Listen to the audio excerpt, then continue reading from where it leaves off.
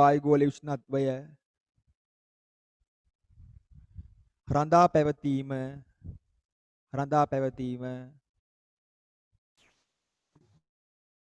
හරිතාගාර ආචරණයයි.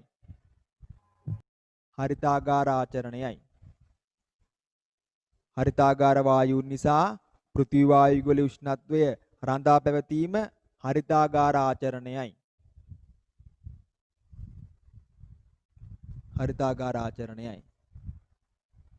දැන් ස්ටෙප් බයි යන්නේ. මෙන්න තියෙනවා පෘථිවි වායුගෝලය. එතකොට මේ පෘථිවිය තියෙනවා. නේ ඔයා දන්නවා පරිවර්තී ගෝලය, ස්ථිර ගෝලය, මධ්‍ය ගෝලය, තාප ගෝලය, බහිර්ගෝලය කියලා මේ ස්ථිර පහක් තියෙනවා. නේ ඔව් මොකද මේ පෘථිවිය තියෙන්නේ. ඔයා හිතන්නකෝ මෙන්න එන සූර්යාගේ ශක්තිය එනවා. ඔයා හිතන්න ජූල 100ක් ආවොතින් පුතේ නැවතත් ජූල 90ක්ම පරාවර්තනය වෙනවා. මේ වායුගෝලය තුල පෘථිවි වායුගෝලය තුල ඉතුරු වෙන්නේ ජූල කීයද? 10යි. අන්න නේ 190ක්ම හානි වෙනවා. 110යි ඉතිරිවන්නේ. ඔන්න හරිනේ. මම බලන්න. සූර්යාගේ තාපය තාප ශක්තිය සූර්ය ශක්තියෙන් 10%ක් ඉතුරු වෙලා තියෙනවා. ඉතුරු 90 අයින් වෙනවා. හරිද? එහෙනම් හරිතාගාර වායුන් නිසා පෘථිවි වායුගෝලයේ උෂ්ණත්වය රඳා පැවතීම හරිතාගාර ආචරණයයි. ඔව්. ඔය දැකලා තියෙනවද ග්‍රීන් හවුස්? හරිතාගාර කුටි. හරිතාගාර කුටි දැකලා තියෙනවද ඔයා? මේ හිතන්නකෝ. මේ වගේ හරිතාගාර කුටි දැකලා තියෙනවද ඔයා? ඔන්න ඔහම. දැන් මේක මල් පැල වගා කරනවා. ඒකෙන් කරන්නේ පුතේ ආලෝකය පාලනය කිරීම. බාහිර උෂ්ණත්වයට වඩා මේක ඇතුළේ උෂ්ණත්වය අඩු කරන්න පුළුවන්. දැන් ඇන්තූරියම් වගේ ශාක අඳුරු පරිසරයක ලොකු ආලෝකයක් දෙන්න හොඳ නැහැ. ආලෝක අඩු කරන්න ඕන. මම කතා කරන්නේ දැන් ඔයා දැකලා තියෙන්නේ ප්‍රාථමික මට්ටමේ හරිතාගාර හොඳේ. දැන් මේක වාණිජ්‍ය මට්ටමේ කරනකොට මීට වඩා තත්ත්වය පොඩ්ඩක් ගොඩක් වෙනස් වෙනවා. මම කියනවා දැකලා තියෙන ප්‍රාථමික මට්ටමේ හරිතාගාරයක කළු පාට කොලයක් දාලා තියෙනවා. නැත්නම් සුදු පාට කොලයක් දාලා තියෙනවා. ඇතුළේ තියෙන්නේ එළියට වඩා අඳුරු ආලෝකයක්. හරිනේ. එහෙනම් හරිතාගාර වායුන් නිසා පෘථිවි වායුගෝලයේ උෂ්ණත්වය පවත්වාගෙන යාම හරිතාගාර ආචරණයයි. ඔයා හිතන්නකෝ මෙහෙම. මෙන්න මේවා. හරිතාගාර ආචරණය හොඳයි. හරිද? හරිතාගාර ආචරණය හොඳයි. හැබැයි පුතේ හරිතාගාර ආචරණය වැඩි වුණාම ඒත් නරකයි. හරිතාගාර ආචරණය තිබුණේ නැත්නම් පෘථිවිය කියලා කියන අයිස් කුට්ටියක්. හරිද? හරිතාගාර ආචරණය තිබුණේ නැත්නම් පෘථිවිය කියලා කියන්නේ අයිස් කුට්ටියක්. එතකොට මේ පෘථිවියේ උෂ්ණත්වය රඳා පවතින්නේ මෙන්න මේ හරිතාගාර ආචරණය නිසා. නමුත් දැන් වෙලා තියෙන්නේ හරිතාගාර ආචරණය වැඩිවීම නිසා වායුගෝල උෂ්ණත්වය එන්න වැඩි වෙලා තියෙනවා. අපි යටින් ලියමු. හරිතාගාර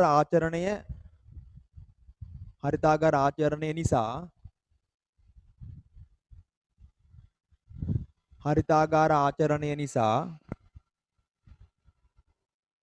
පෘථිවි වායුගෝලයේ උෂ්ණත්වය හරිතාගාර ආචරණය නිසා පෘථිවි වායුගෝලයේ උෂ්ණත්වය පවත්වාගෙන යාමට හැකි වී ඇත. හරිතාගාර ආචරණය නිසා පෘථිවි වායුගෝලයේ උෂ්ණත්වය පවත්වාගෙන යාමට හැකි වී ඇත. පවත්වාගෙන යාමට හැකි වී ඇත.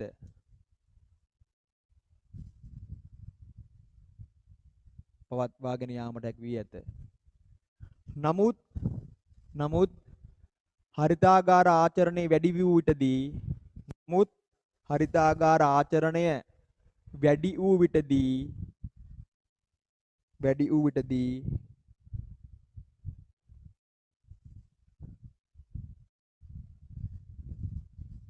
විටදී අසාමාන්‍ය ලෙස නමුත් හරිතාගාර වායු වැඩි වූ විටදී අසාමාන්‍ය ලෙස පෘථිවි වායු ගෝලයේ උෂ්ණත්වය වැඩි වේ. පෘථිවි වායු ගෝලයේ උෂ්ණත්වය වැඩි වේ.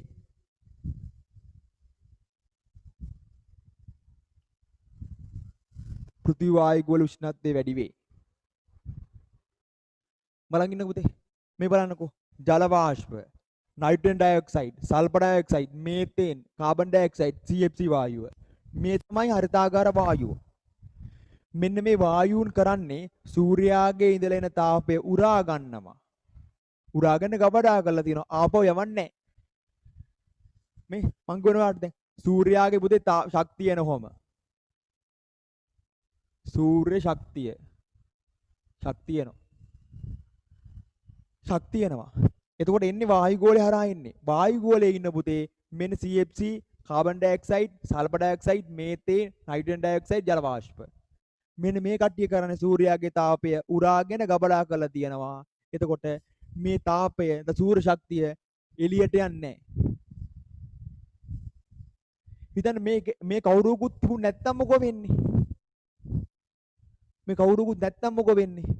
සූර්ය ශක්තිය ආවා 2-3ක් විතරක් ඉතුරු වුණා. ඉතුරු ඔක්කොම ගියා. එහෙනම් පෘථිවි උෂ්ණත්වය මොකෝ වෙන්නේ? අඩු වෙනවා. අයිස් කුට්ටියක් බවටපත් වෙනවා. එහෙනම් හරිතාගාර ආචරණය අහිතකර දෙයක්ද? නෑ. හරිතාගාර අහිතකර නෑ. හරිතාගාර ආචරණය ඕනද? ඔව්. මොකටද? පෘථිවියේ උෂ්ණත්වය පුතේ පවත්වාගෙන යන්නේ හරිතාගාර ආචරණය නිසා. හැබැයි හරිතාගාර ආචරණය වැඩි වුණොත් මොකෝ වෙන්නේ? පෘථිවියේ උෂ්ණත්වය හේවත් ගෝලීය උෂ්ණත්වය එන්නේ වැඩි වෙනවා. මෙන්න. දැන් මේ පුතේ සාමාන්‍ය වායු ගෝලයේ තියෙන්න ඕන ප්‍රමාණයක් තියෙනවා. හැබැයි මිනිසාගේ මානව ක්‍රියාකාරකම් නිසා, ඒ කියන්නේ පොසිලි ඉන්ධන දහනය, රොකට් යවන නිසා, කර්මාන්ත ශාලා නිසා, රථ වාහන නිසා පුතේ වායු ගෝලයේ තියෙන්න ඕන ප්‍රමාණයට වඩා අසීමිතව CFC, carbon dioxide, methane, sulphur dioxide, nitrogen dioxide හා ජල වාෂ්ප ප්‍රමාණය වැඩි වෙලා තියෙනවා. අසාමාන්‍ය ලෙස. අන්න අසාමාන්‍ය ලෙස මේ කට්ටිය වැඩිවීම නිසා මොකෝ වෙන්නේ? එන්න සූර්යාගේ තාපය උරා ගන්න ප්‍රමාණය වැඩි වායු ගෝලය. ඉතින් වායු ගෝලයේ උෂ්ණත්වය වැඩි වෙන්න මොකෝ වෙන්නේ? පෘථිවියේ උෂ්ණත්වය වැඩි වෙනවා. ආයෙකින්ද හරිතාගාර ආචරණය දැන් නම් එච්චර හිතකර නැහැ. හැබැයි පුතේ එහෙමයි කියලා මේ වායු ඔක්කොම මේ ලෝකෙන් අයින් වෙලා ගියොතින් පෘථිවිය අනිවාර්යයෙන්ම අයිස් කුට්ටියක් බවටපත් වෙනවා. ඇයි ඒ? සූර්යාගේ තාපය නිසා තමයි පුතේ පෘථිවිය උෂ්ණත්වය රඳා පවතින්නේ. ඒකට උදව් වෙනවා මේ වායු ගෝලයේ ඉන්න මේ හරිතාගාර වායුන්. අපි යටින් ලියමු. හරිතාගාර වායුන් කීපයකි. ලියන්න. හරිතාගාර වායුන් කීපයකි. ඒවා නම් මෙන් CFC, chlorofluorocarbon, CFC, carbon dioxide දන්නවනේ ටික ලියන්න. ඒවා නම් CFC, carbon dioxide, methane, sulphur dioxide,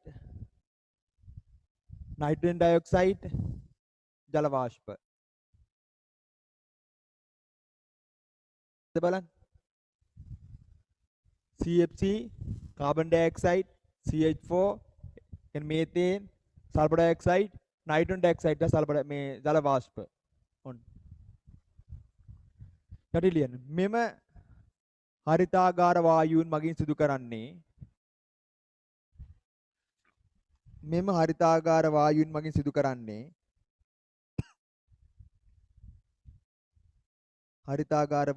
සිදු කරන්නේ සූර්යාගේ සිට පැමිණෙන තාප ශක්තිය මෙම හරිතාගාර වායුන් මගින් සිදු කරන්නේ සූර්යාගේ සිට පැමිණෙන තාප ශක්තිය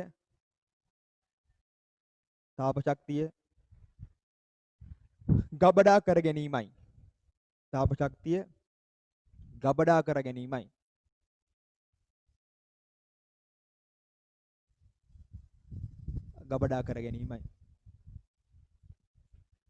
හරි. දැන් පුතේ මොකද්ද මේ හරිතාගාර ආචරණය කියන්නේ? හරිතාගාර වායුන් නිසා පෘථිවි වායුගෝලයේ උෂ්ණත්වය රඳා පැවතීම. හරිතාගාර ආචරණය ඕනද? ඔව්. අධික වුණොත් මොකෝ වෙන්නේ? පෘථිවි උෂ්ණත්වය වැඩි වෙනවා. ඒ හොඳයිද? නෑ. ඉතින් හරිතාගාර ආචරණයට බලපාන්නේ කවුද? CFC, chlorofluorocarbon, carbon dioxide, methane, sulphur dioxide, nitrogen dioxide හා ජල වාෂ්ප. මෙන්න මේ කට්ටියන්න පුතේ පුළුවන් සූර්යාගේ තාපය ගබඩා කරලා අවශෝෂණය කරගෙන තියාගන්න. ඔය දන්නවද? සාමාන්‍යයෙන් වායුගෝලයේ තියෙන්න ඕන ප්‍රමාණයක් තියෙනවා මේ ටික. දැන් මානව ක්‍රියාකාරකම් නිසා, ඒ කියන්නේ පොසිල් ඉන්ධන දහනය, පෙට්‍රල්, ඩීසල් ඒ ටික, ගුවන් යාන, රථ වාහන, කර්මාශාලා හැම එකක් හින්දා පුතේ අසීමිතව මෙන්න මේ වායු වර්ග වායුගෝලයට යනවා. අන තියෙන්න ඕන මට්ටමට වඩා වැඩිපුර වායුගෝලයට මේ කට්ටිය නිදහස් වෙනවා. ඒක ප්‍රතිඵලයක් විදියට වැඩි සූර්යතා ප්‍රමාණයක් වායුගෝලය තුර රැඳෙලා පවතිනවා. ඇයි මං කියවනේ සාමාන්‍යයෙන් සූර්යාගේ ශක්තියෙන් 90ක් පරාවර්තන වෙලා යනවා. ඒ කියන්නේ මෙන්න මේ විදියට. දැන් බලන්න මේ. දැන් මෙහෙම එන ශක්තිය මෙහෙම ඇවිල්ලා පෘථිවි පෘෂ්ඨයේ හරහා ඔහාට යනවා.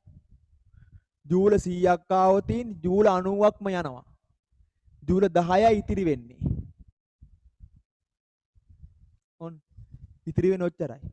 නමුත් බුතේ අසීමිතව මේ හරිතාගාර වායූන් නිදහස් වීම නිසා වැඩි සූර්යතා ප්‍රමාණය මොකෝ වෙන්නේ? වායුගෝලය තුල තියෙනවා. අන්න දැන් වායුගෝල උෂ්ණත්වය වැඩි වෙනවා. අපි කියනවා ඒක නිසා මොකෝ වෙන්නේ? ලොකු ප්‍රශ්න කෝටියකට මුහුණ පාන්න වෙනවා. අපි යටින් ලියමු.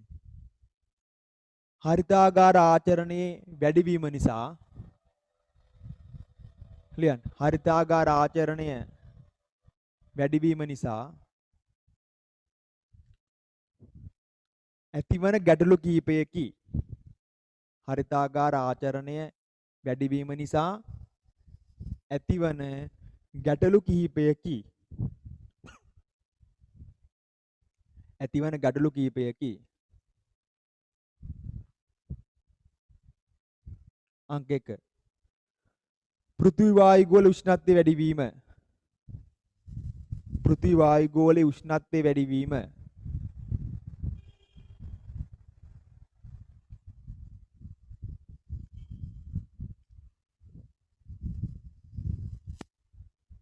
දෙක. අයිස්කන්ධ දිය වී යාම. අයිස්කන්ධ දිය වී යාම.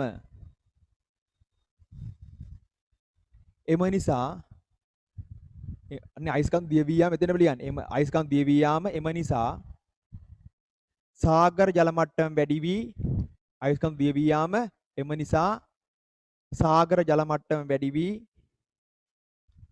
සාගර ජල මට්ටම වැඩි වී දූපත් රටවල් මුහුදට බිලිවීම. දූපත් රටවල් මුහුදට බිලිවීම.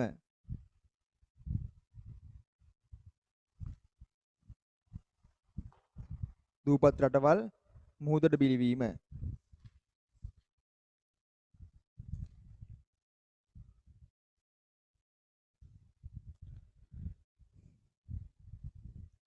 ඔන්න. හරි මොකද්ද හරිතාගාර ආචරණය කියන්නේ? හරිතාගාර වායූන් නිසා පෘථිවි වායුගෝල උෂ්ණත්වය පවත්වාගෙන යාම. හරි. හරිතාගාර වායුන් උදාහරණ CFC, chlorofluorocarbon, carbon dioxide, sulphur dioxide, nitrogen dioxide, ජල වාෂ්ප. මේතේ. හොඳයි. හරිතාගාර ආචරණය හොඳයිද? ඔව්. අනිවාර්යයෙන්. හරිතාගාර ආචරණය නතර කරොත් මේක අයිස් කුට්ටියක් කරනනේ පොළව. හැබැයි හරිතාගාර ආචරණය අධික වෙන එක හොඳයිද? නෑ. අධික වෙන එක හොඳ නෑ. එතකොට මොකද්ද වෙන්නේ? පෘථිවි වායුගෝල උෂ්ණත්වය වැඩි වෙනවා. අයිස් කඳු දිය වෙලා සාගර ජල මට්ටම වැඩි වෙනවා. ඒකේ ප්‍රතිඵලයක් විදියට ලංකාව මාලදීව වෙන වගේ දූපත් රටවල් මුහුදට බිලි වෙනවා. හරිනේ. එහෙනම් ඔන්න ඔච්චරයි හරිතාගාර ආචරණය ගැන ඔයා දැනගන්න ඕන.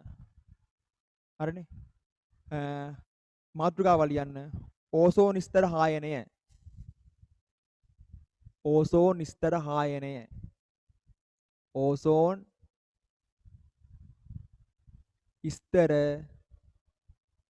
හායනය. ඕසෝන් ස්තර හායනය. ඕසෝන් ස්තර හායනය.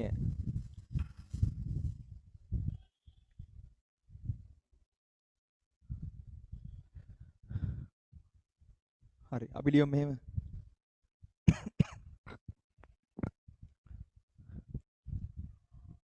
හරිද? ඕසෝන් ස්තර හායනය. හරි. බලන් ඉන්න මෙහි. ඔන්න මම යනවා 7 වසරට යනවා. ඔයා එක්කන් යනවා 7 වසරට. හරි මතකද බලමු. මැසේජ් එකක් දාන්න ඕසෝන් ස්තරයේ තියෙන. හරි බලාගෙන ඉන්න. ඕසෝන් ස්තරය තියෙන පුතේ ස්තර ගෝලය තුල. මෙන්න තියෙනවා පෘථිවිය. ඔන්න පෘථිවිය තියෙනවා. හරිද? මෙතන තියෙනවා ඕසෝන් ස්තරය. ඕසෝන් ස්තරය තියෙනවා. ඕසෝන් ස්තරය පුතේ හරියට අපේ කුඩේ වගේ. මිනිසා වනාහි පෘථිවිය නම් කුඩේ තමයි ඕසෝන් ස්තරය. මෙන්න ඕසෝන් වල සංකේතය O3. 3 පරමාණුක අණුවක්. අපි කතා කරානේ. මතකද යා ඇන්දේ කොහමද අපි මෙහෙවනේ ඇන්දේ? 3 පරමාණුක අණුවක් ඕසෝන්. ඔන්න මේ පෘථිවිය තියෙන්නේ. පෘථිවිය තියෙන්නේ. පුතේ සූර්යාගේ ඉඳලා එනවා අපේ ඇඟට අහිතකර පාරජම්බුල කිරණ. නැත්නම් UV නැත්නම් අල්ට්‍රා වයලට්. ඔන්න. අපි කියන මේකට UV කිරණ. හොඳයි? UV අල්ට්‍රා වයලට් නැත්නම් පාරජම්බුල කිරණ. විෂ පාරජම්බුල කිරණ. ඔන්න. හරිනේ. මෙන්න මේ විෂ පාරජම්බුල කිරණ අපේ ඇඟට වැටුනොත් අපිට හානි වෙන්න පුළුවන්. දැන් මොකද්ද කරන්නේ? මෙන්න මේ ඕසෝන් ස්තරයෙන් කරන්නේ ඒ පාරජම්බුල කිරණ පරාවර්තන කළ එළියට යවනවා. ඔන්න. එන ඕසෝන් ස්තරයේ කාර්යය කුමක්ද? සූර්යාගේ සිට පැමිණෙන පාරජම්බුල කිරණ විෂ පාරජම්බුල කිරණ වලින් පෘථිවිය ආරක්ෂා කිරීම. හැබැයි මෙන්න මේ දෙන්න හින්දා කවුද? කාබන් CFC ක්ලෝරෝෆ්ලෝරෝකාබන් CFC අනිත් එක්කෙනා නයිට්‍රජන් ඩයොක්සයිඩ් NO2.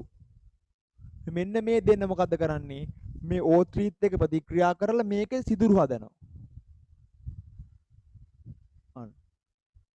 මේ CFC සහ NO2 කියන්නේ ක්ලෝරෝෆ්ලෝරෝකාබන් සහ නයිට්‍රජන් ඩයොක්සයිඩ් ඕසෝන් එක ප්‍රතික්‍රියා කරනවා. ප්‍රතික්‍රියා කරාම එතනින් ඕසෝන් නැති වෙලා යනවා. ලොකු හිලක් හැදෙනවා කුඩේ වගේ. අනුපතේ මේ හිලක් හැදුනම මොකෝ වෙන්නේ? එතනින් එන්න පුළුවන් මේ එතනින් එන්න පුළුවන් මොකද්ද? අන්න පාරජම්බුල කිරණ වලට එතනින් පොළව ඇතුළට එන්න පුළුවන්. අන්න මිනිස්සෙක් හිටියොත් ඒ මිනිස්සයාගේ ඇඟට ඒ පාරජම්බුල කිරණ වැටෙනවා. ඔන්න ඕක තමයි ඕසෝන් ස්තර හායනයේදී වෙන්නේ. ඕසෝන් ස්තරයට හානි කරන්නේ කවුද? ප්‍රධාන වශයෙන් හානි කරන්නේ කවුද? ක්ලෝරෝෆ්ලෝරෝකාබන් නැත්නම් CFC. අන්න පරණ ෆ්‍රිජ් වලින් හරිද? අගන්න පරණ ෆ්‍රිජ් වලින් ක්ලෝරෝෆ්ලෝරෝකාබන් අයින් වුණා. හැබැයි අලුත් ෆ්‍රිජ් එක වලින් ඒ මැෂින් එකෙන් CFC වායුව පිට වෙන්නේ නැහැ. ඒකින්ද අර අලුතෙන්ම ගේන ෆ්‍රිජ් වල දොරේ ගහලා තියෙනවා CFC free කියලා. ඔන්න. CFC free කියලා ගහලා තියෙනවා. ඒ CFC free කියලා ගහන්නේ ඒ අලුත් ෆ්‍රිජ් වල මැෂින් එකකින් එන්ජිමෙන් මෙයාගෙන් මේ විස වායු වර්ග යන්නේ නැහැ. මේක අපිට විස නැහැ. හැබැයි මේක ඕසෝන් ස්තරයට විසයි. හරි මට කියන්න ඕසෝන් ස්තර හායනය කියන්නේ මොකද්ද? ඕසෝන් ස්තර හායනය කියලා කියන්නේ CFC හා නයිට්‍රජන් ඩයොක්සයිඩ් වායු නිසා ඕසෝන් ස්තරයේ සිදුරු වීම. මොකටද ඕසෝන් ස්තරය? සූර්යාගේ ඉඳලා එන පුතේ විෂ පාරජම්බුල කිරණ පොළොවට ඇතුළු වෙන එක වළක්වන්න එක තමයි ඕසෝන් ස්තරයේ කාර්යය. ඒක මම ඔයාලට කිව්වේ පෘථිවිය කියන්නේ පුතේ මිනිසෙක් නම් අපේ කුඩේ තමයි ඕසෝන් ස්තරය. ඒත් මම ප්‍රශ්නයක් අහනවා කොහොමද පුතේ CFC සහ මේ වායු වර්ග ඉවත් වෙන්නේ? ඒකට විවිධ ක්‍රම තියෙනවා. අපි හැමින් කතා කරමු. යටින් ලියමු මෙහෙම. ලියන්න. CFC හා ක්ලෝරෝෆ්ලෝරෝකාබන් හොඳයි. CFC හා නයිට්‍රික් ඔක්සයිඩ්. CFC හා නයිට්‍රික් ඔක්සයිඩ්. ඩයොක්සයිඩ් ඔක්සයිඩ් හොඳයි. NO හොඳයි. NO කියලා දාගන්න තැන. CFC හා නයිට්‍රික් ඔක්සයිඩ් NO. CFC සහ නයිට්‍රික් ඔක්සයිඩ්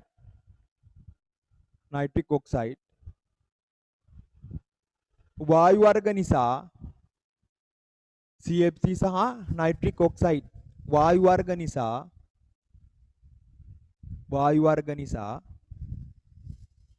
ඕසෝන් ස්තරයට හානි සිදුවීම CFC හා නයිට්‍රික් ඔක්සයිඩ් වායු වර්ග නිසා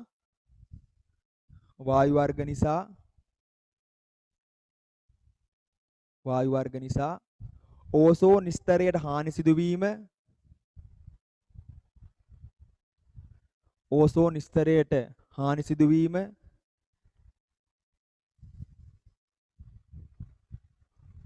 ඕසෝන් ස්තර හායනයයි. CFC හා නයිට්‍රික් ඔක්සයිඩ් වායුන් නිසා ඕසෝන් ස්තරයට හානි සිදුවීම ඕසෝන් ස්තර හායනයයි.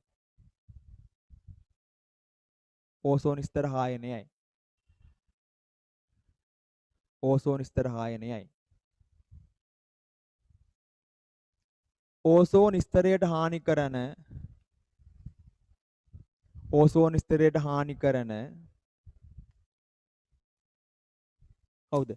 නයිට්‍රික් ඔක්සයිඩ් හා ඕසෝන් ස්තරයට හානි කරන නයිට්‍රික් ඔක්සයිඩ් හා CFC වායු වර්ග නයිට්‍රික් ඔක්සයිඩ් හා CFC වායු ඕසෝන් ස්තරයට හානි කරන නයිට්‍රික් ඔක්සයිඩ් හා CFC වායු කාත් එක්කද O3 තමක නේ ඕසෝන් ස්තරයට හානි කරන නයිට්‍රික් ඔක්සයිඩ් හා CFC වායු O3 සමග වරන් ඇතුලේ ඕසෝන් වායුව වරන් වහලා O3 සමග ප්‍රතික්‍රියා කරයි.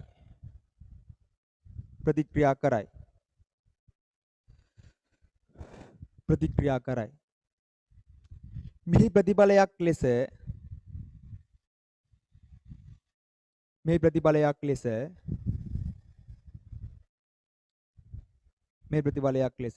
ඕසෝන් ස්තරයේ සිදුරු නිර්මාණය වේ.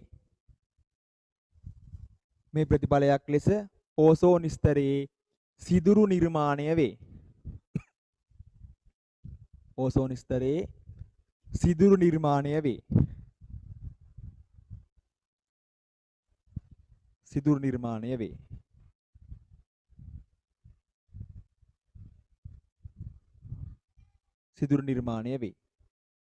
ලියන්න.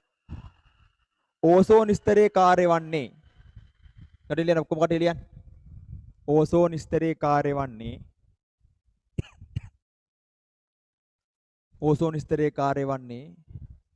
සූර්යාගේ සිට පැමිණෙන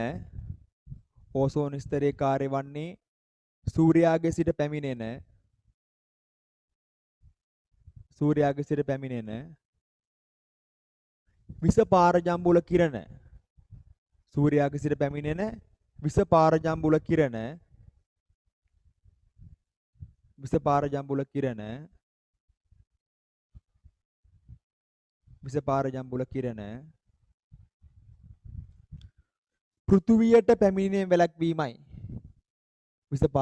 කිරණ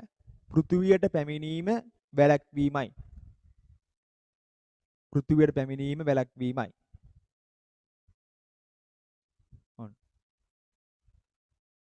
ඕසෝන් ස්තරයට හානි කරන වායු වර්ග ලියන්න. ඕසෝන් ස්තරයට හානි කරන වායු වර්ග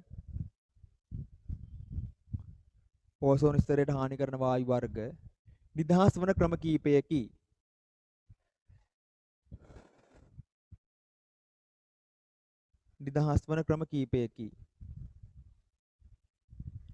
ඕසෝන් ස්තරයට හානි කරන වායු වර්ග නිදහස් වන ප්‍රධාන ක්‍රම කීපයකි. ඉන් ප්‍රධානම ක්‍රමය වන්නේ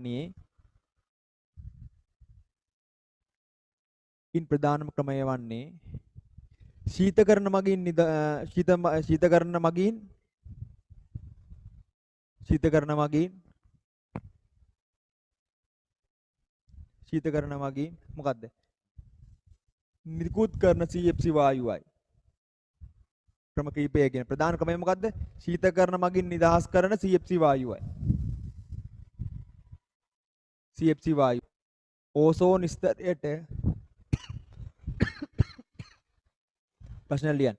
ඕසෝන් ස්තරයට හානි වීම නිසා ඕසෝන් ස්තරයට හානි වීම නිසා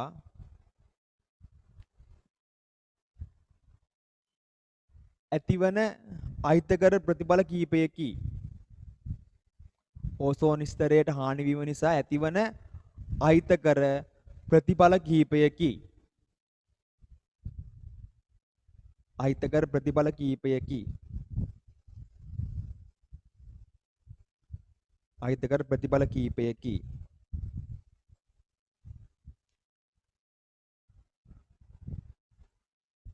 පළවෙනි එක. ඇසේ සුද ඇතිවීම. සුද එන්න පුළුවන්. ඒ මොකද අල්ට්‍රා වයලට් කිරණ බලලා ඇහැට සුද ඇති වෙන්න පුළුවන් නියන්. ඇසේ සුද ඇතිවීම.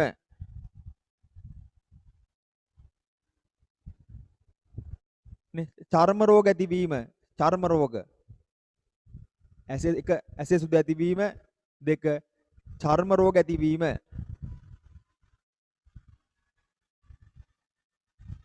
චර්ම රෝග ඇතිවීම. චර්ම රෝග ඇතිවීම. 3. දේහයේ ප්‍රතිශක්තිකරණය අඩුවීම. දේහයේ ප්‍රතිශක්තිකරණය අඩුවීම.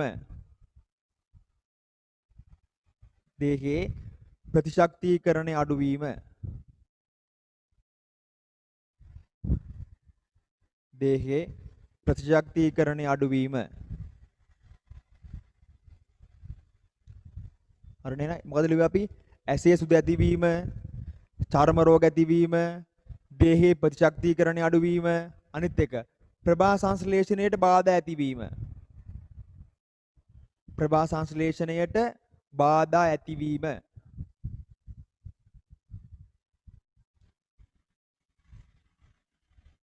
හරිද? 20 පිටුවේ පළවෙනි එක ව්‍යුහගත රචනා ඉක්මනට පළවෙනි එක කරන්න. ඔව් මොකක්ද මේ මැසේජ්? ඔන්න. එක් එක් පාරිසරික අර්බුදය නිරූපණය වන්නේ පහත සටහනේ කුමන සිරස් තීරුවෙන්ද සඳහනා ගන්න. හරි පළවෙනි එක මොකද්ද වෙන්නේ? UV කිරණ. එහෙනම් ඕසෝන් ස්තර හායනය. දෙවෙනි එක අයිස් දිය වෙනවා. එහෙනම් මොකද? හරිතාගාර ආචරණය. තුන්වෙනි එක අම්ල වැසි. අනික පොඩ්ඩක් ලියන්න බරුවට. ඒ ළඟ ලියන්න මේ තීරු තුනේ ලියන්නකෝ. ඒ ළඟ මොකද්ද ලියන්නේ? ඕසෝන් ස්තර හායනය. ලියන්න ඒ ළඟ ලියන්න. ඕසෝන් ස්තර හායනය. B හරිතාගාර ආචරණය. ටියුට් එකෙම ලියන්න. A ඕසෝන් ස්තර හායනය. B හරිතාගාර ආචරණය. C මොකද්ද? අම්ල වැසි ඇතිවීම. දැන් බලමු එහෙනම්. පුතේ පෘථිවි ගෝල උෂ්ණත්වය වැඩි වීමට බලපාන B. හරිනේ. ඕසෝන් ස්තර හායනය වීමට A. අම්ල වැසි වීමට බලපාන්නේ C. now B A C. හරිනේ නේ පළවෙනි එක හරිනේ. පෘථිවි ගෝල උෂ්ණත්වය වැඩි වීම B. ඕසෝන් ස්තර හායනය A. අම්ල වැසි ඇතිවීම C. හරි අපි දෙවෙනි එකට යමු. අන්න මට පුතේ මේ බලන්නකො හරිතාගාර වැරදුනා. ඕසෝන් ස්තර හායනයට බලපාන්නේ මොන වායුවද? CFC වායුව. මම ඉන්නේ දෙවෙනි එකේ ඉන්නේ. ඔන්න බලන් ඉන්න. මෙහෙ. දෙවෙනි එකේ ඉන්නේ. එතන A. CFC වායුව. ඔව් ඒ කියන්නේ මොකද්ද? හරි ඕසෝන් ස්තර හායනයටනේ බලපාන ප්‍රධාන වායුව CFC වායුව. B. B කියන්නේ මොකද්ද? හරිතාගාර ආචරණය. පුතේ හරිතාගාර ආචරණයට බලපාන ප්‍රධානම කෙනා කාබන් ඩයොක්සයිඩ්. මතක තියාගන්නද? සර් අනිත් කට්ටියක් තියෙනවා ප්‍රධානියා කාබන් ඩයොක්සයිඩ් නේද? එහෙනම් හරිතාගාර ආචරණයට බලපාන ප්‍රධාන වායුව කාබන් ඩයොක්සයිඩ්. ඕසෝන් ස්තරයට හානි කරන ප්‍රධාන වායුව CFC. මම කියන්නේ මේවා ගොඩ දාන්න තියරිත් මදි. පේපර් ටිකක් කරන්නත් ඕන. C ට යන්. පුතේ තුන මොකද්ද? අන්න සල්ෆර් ඩයොක්සයිඩ්. ඒකට නම් NO2 බලපානවාද? නයිට්‍රික් ඔක්සයිඩ් නයිට්‍රික් ඩයොක්සයිඩ් බලපානවා. උත් මට මෙතන යා නෑනේ. ඒ හින්දා මම මේක විතරක් ලියන්නේ. ඔන්න. හරි එහෙනම් දෙවෙනි එක හරි. තුන්වෙනි එකට යන්. තුන්වෙනි එකට යන්කෝ. පුතේ ජලාශවල මසුන් වඳ වී යන්නේ අම්ල වැසි නිසා ජලයේ pH එක අඩු වෙනවා. එහෙනම් C. එහෙනම් C. ඒකට හරිනේ. අම්ල වැසි. ඇසේ සුදහා පිළිකය හැම පිළිග ඇති වෙන්නේ මොකද්ද? ඕසෝන් ස්තරයට හානි. දැන් කතා කරා ඕසෝන් ස්තරයට හානි නිසා A. දැන් මට බැරි වෙන්න බෑ හොඳේ. ඕසෝන් ස්තරයට හානි වීම නිසා. පුතේ යන්න මං කියන්නේ සාගර ජල මට්ටම වැඩි වෙනවා අයිස් කඳු දිය වීම නිසා. දූපත් රටවල් යට වෙනවා මුහුදු ඝාතනය නිසා. එහෙනම් B. තුන්වෙනි එකට හරිනේ එහෙනම් C A B. හරිද? ජලාශවල මසුන් වඳ වී යන්නේ C නිසා. C කියන්නේ මොකද්ද? අම්ල වැසි. ඇසේ සුද පිළිග ඇති වෙන්නේ කවුරු නිසාද? ඕසෝන් ස්තරයට හානි වීම නිසා. එහෙනම් A. ගෝලීය උෂ්ණත්වය වැඩි වීම නැත්නම් හරිතාගාර ආචරණයේ ඉහළ යාම නිසා තමයි පුතේ සාගර ජල මට්ටම වැඩි වෙලා දූපත් රටවල් යට වෙන්නේ. එහෙනම් B. C A B. අපි හතරට යන්. මෙන්න. භාවිතයට ගැනීමට පෙර ගල් අඟුරු වල අඩංගු සල්ප ඉවත් කිරීමෙන් මොකද පුතේ කරන්න පුළුවන්? අම්ල වැසි ඇති වෙන එක වළක්වන්න පුළුවන්. එහෙනම් උත්තරේ එන්නේ කොහොමද? මම ඒක ලියන්නම් බෝඩ් එකේ. මේ බලන්නකෝ. ඔන්න දැන් මම කතා කරන්නේ හතරවෙනි එකට. හතරේ A. ඔකට එන්නේ C. ඇයි ඒ? පුතේ ගල් අඟුරු වල තියෙනවා පුතේ අපද්‍රව්‍යයක් විදියට සල්ප. සල්ප අයින් කරාම මොකද වෙන්නේ? ගල් අඟුරු දහනයේදී සල්ෆර් ඩයොක්සයිඩ් වායු ගෝලයට යන්නේ නැහැ. සල්ෆර් ඩයොක්සයිඩ් වායු ගෝලයට යන්නේ නැත්නම් අම්ල වැසි හැදෙන්න විදියක් නැහැ. එහෙනම් භාවිතයට ගැනීමට පෙර ගල් අඟුරු වල අඩංගු සල්ප ඉවත් කිරීමෙන් අපිට මොකද්ද? අම්ල වැසි ඇතිවීම අවම කරන්න පුළුවන්. එහෙනම් C. B ට යන්. අන්න රත වාහන වලට උත්ප්‍රේරක භාවිත පරිවර්තක සවි කිරීම මගින් නයිට්‍රජන් ඩයොක්සයිඩ් නයිට්‍රජන් වායු බවට පත් වීම වළක්වලා අපිට පුළුවන් මොකද්ද කරන්නේ? ඔව් A.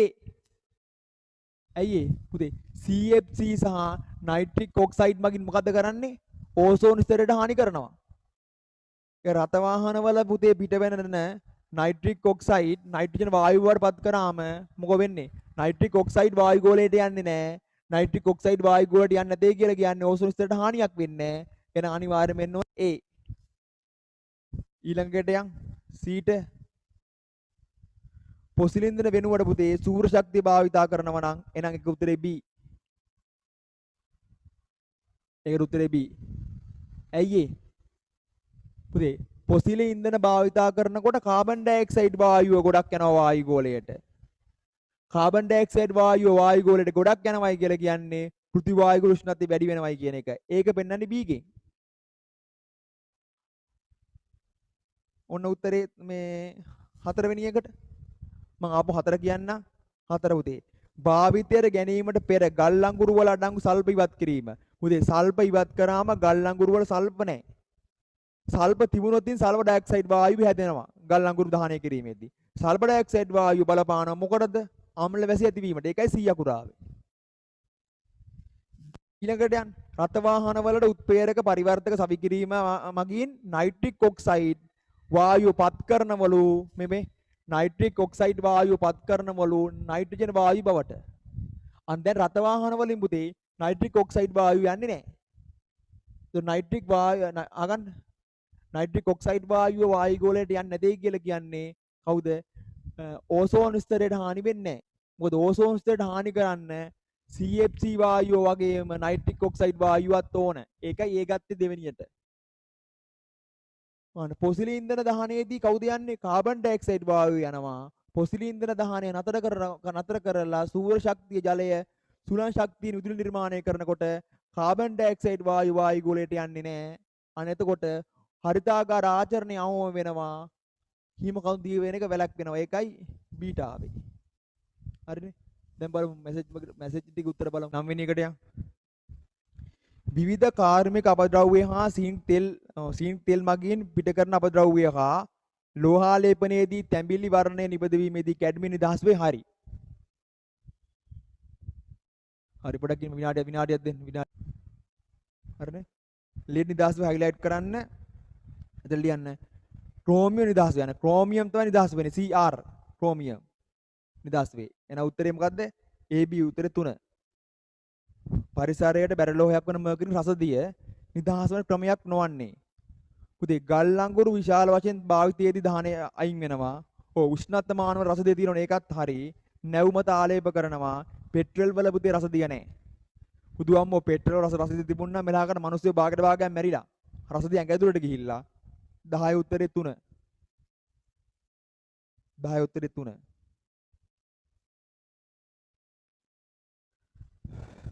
අන්න 11ට මම නිකන් උත්තරේ මැසේජ් එකක් දාන්න බලන්න හිතලා. පුළුවන් ඒක. හිතලා මැසේජ් එකක් දාන්න 11ට ඉක්මන් කරන්න. හරි පුතේ අපි යන් හරි. මොන්න. පුතේ දැන් ඔන්න සුභෝෂණේ දැන් මම අද කතා කරනවා ඒක හොඳේ. සල්ෆර් ඩයොක්සයිඩ් පරිසරයට නිදහස් වීමෙන් ඇතිවන ගැටලුවක් නොවන්නේ.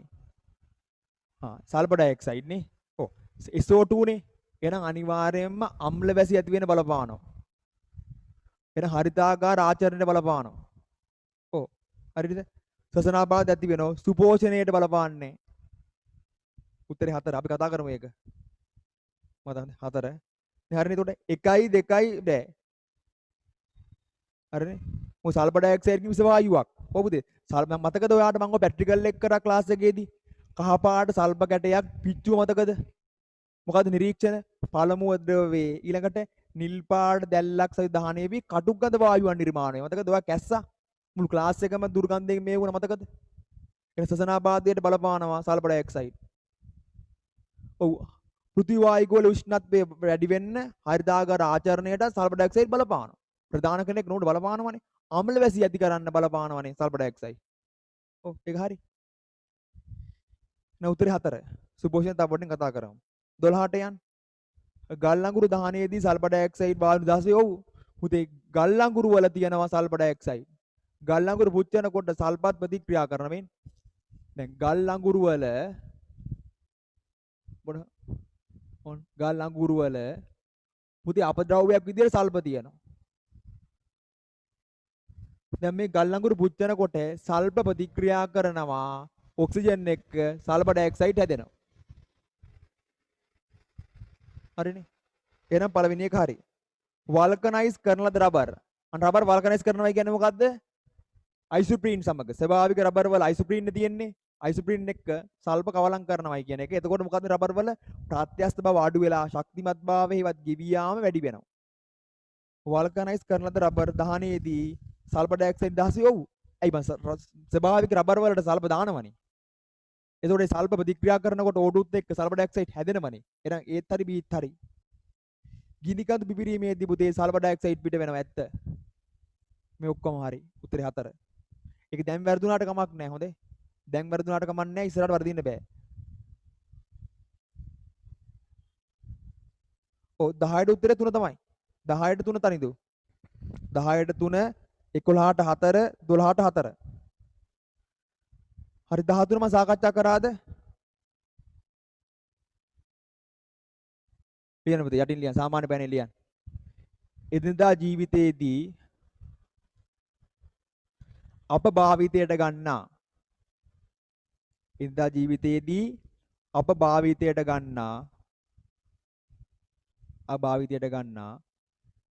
රසායනික ද්‍රව්‍ය වර්ග කීපයකි.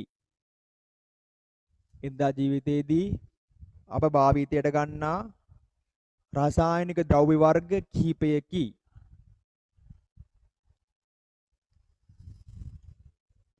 රසායනික ද්‍රව්‍ය වර්ග කිහිපයකි.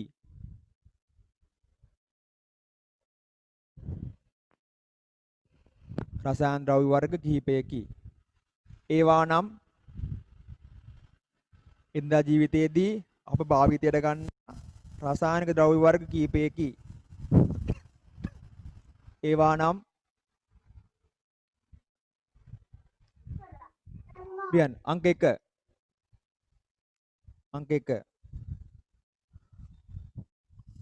රූපලාවන්‍ය ද්‍රව්‍ය කියන්නේ සේන් පවුඩර් ක්‍රීම් වගේ රූපලාවන්‍ය ද්‍රව්‍ය අංක 2 ඖෂධ අංක 1 රූපලාවන්‍ය ද්‍රව්‍ය අංක 2 ඖෂධ 3 පුතිනාශක බෝඩේ ලියලා තියෙන්නේ පුතිනාශක ඊළඟ පුතිපූතක පුතිනාශක රූපලාවන්‍ය ද්‍රව්‍ය ඖෂධ පුතිනාශක පුතිපූතක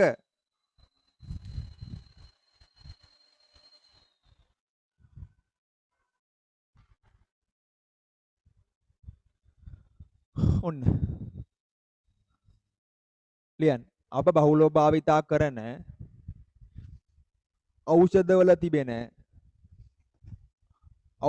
තිබෙන රසායන ද්‍රව්‍ය වර්ග කීපයකි අප බහුලව භාවිතා කරන ඖෂධවල තිබෙන රසායනික ද්‍රව්‍ය වර්ග කිහිපයකි.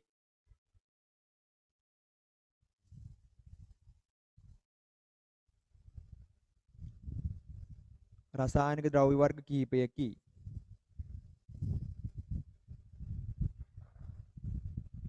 ඒවා නම්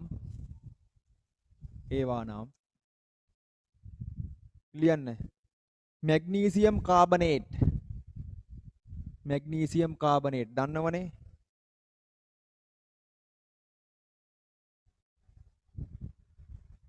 milk of magnesia milk of magnesia අහලා පුරුදුයිනේ. අර උදරේ ආම්ලිකතාවයට දෙන්නේ magnesium carbonate, milk of magnesia, aluminium hydroxide.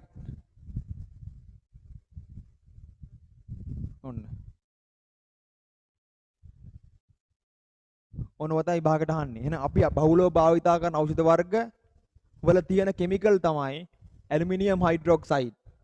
පුලන සූත්‍රය ලියන්න. milk of magnesia. හරිනේ milk of magnesia. ඒ කියන්නේ magnesium hydroxide. magnesium carbonate. ඔන්න. ලියන්න. නිවසේ බිම හරි මාතෘකාව ලියවන්නේ මොකද්ද? පුතිනාශක ලියන්න. නිවසේ බිම වැසිකිලි නේ නිවසේ බිම කමා වැසිකිලි කමා නාන කාමර නිවසේ බිම කමා වැසිකිලි කමා නාන කාමර කමා මුළු තැන් ගේ කියන්නේ කුස්සිය කියන එක මුළු තැන් ගේ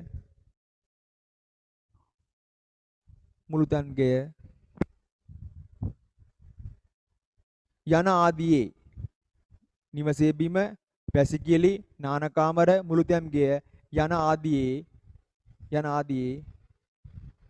ආදිය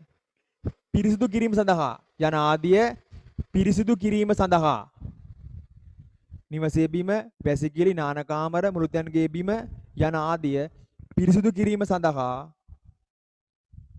භාවිතා කරන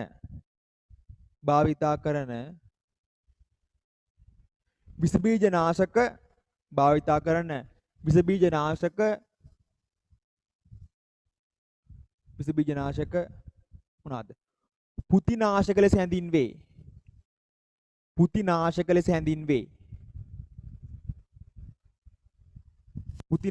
හැඳින්වේ. උදාහරණ ලියන්න. ෆීනෝල්. ඔය දැකලා තියෙනවා. අර ගෙවල් වලනේ බිම මොප් කරනකොට වැසිකිලිය ටික මොප් කරනකොට එනවා මේ ෆීනෝල්.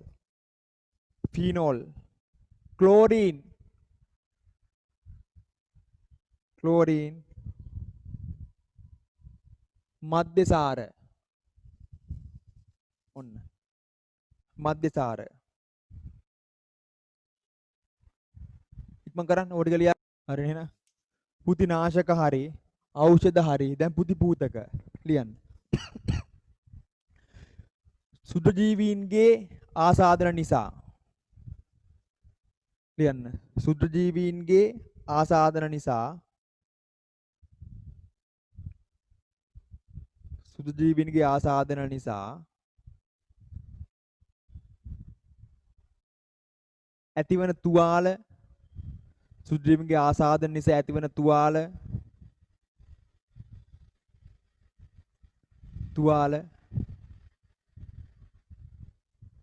සඳහා ඇතිවන තුවාල සඳහා සුදු ජීවීන්ගේ ආසාදන නිසා ඇතිවන තුවාල සඳහා සුදු ජීවීන් මර්ධනය කිරීමට හෝ සුදු ජීවීන්ගේ තුවාල නිසා ඇතිවන ආසාදන සුදු ජීවීන්ගේ තුවාල නිසා එතන හරියන අහගන්න කොපිට මිනිහට දෙන්න සුදු ජීවීන් නිසා ඇතිවන ආසාදන එහෙම ලියන්න සුදු ජීවීන් නිසා ඇතිවන ආසාදන සඳහා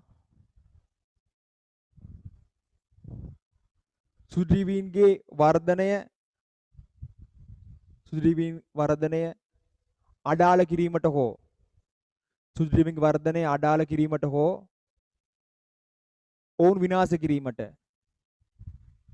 සුදු ජීවීන්ගේ ආසාදනය සුදුගේ වර්ධනය අඩාල කිරීමට හෝ සුදු ජීවීන්ගේ වර්ධනය අඩාල කිරීමට හෝ ඔවුන් විනාශ කිරීමට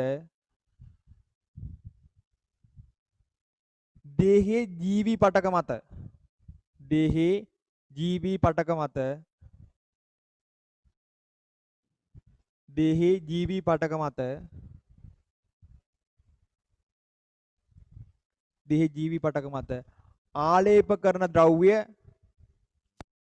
පුතිභූතක වේ. දේහේ ජීවි පටක මත ආලේප කරන ද්‍රව්‍ය පුතිභූතක වේ. හරි මම මොකද්ද කිව්වේ? මම ආපහු කියන්න. දෙමකුනේ එමය අර. අයඩීන් සර්ජිකල් ස්ප්‍රිතු තව ගන්න බෝරික් අම්ලය.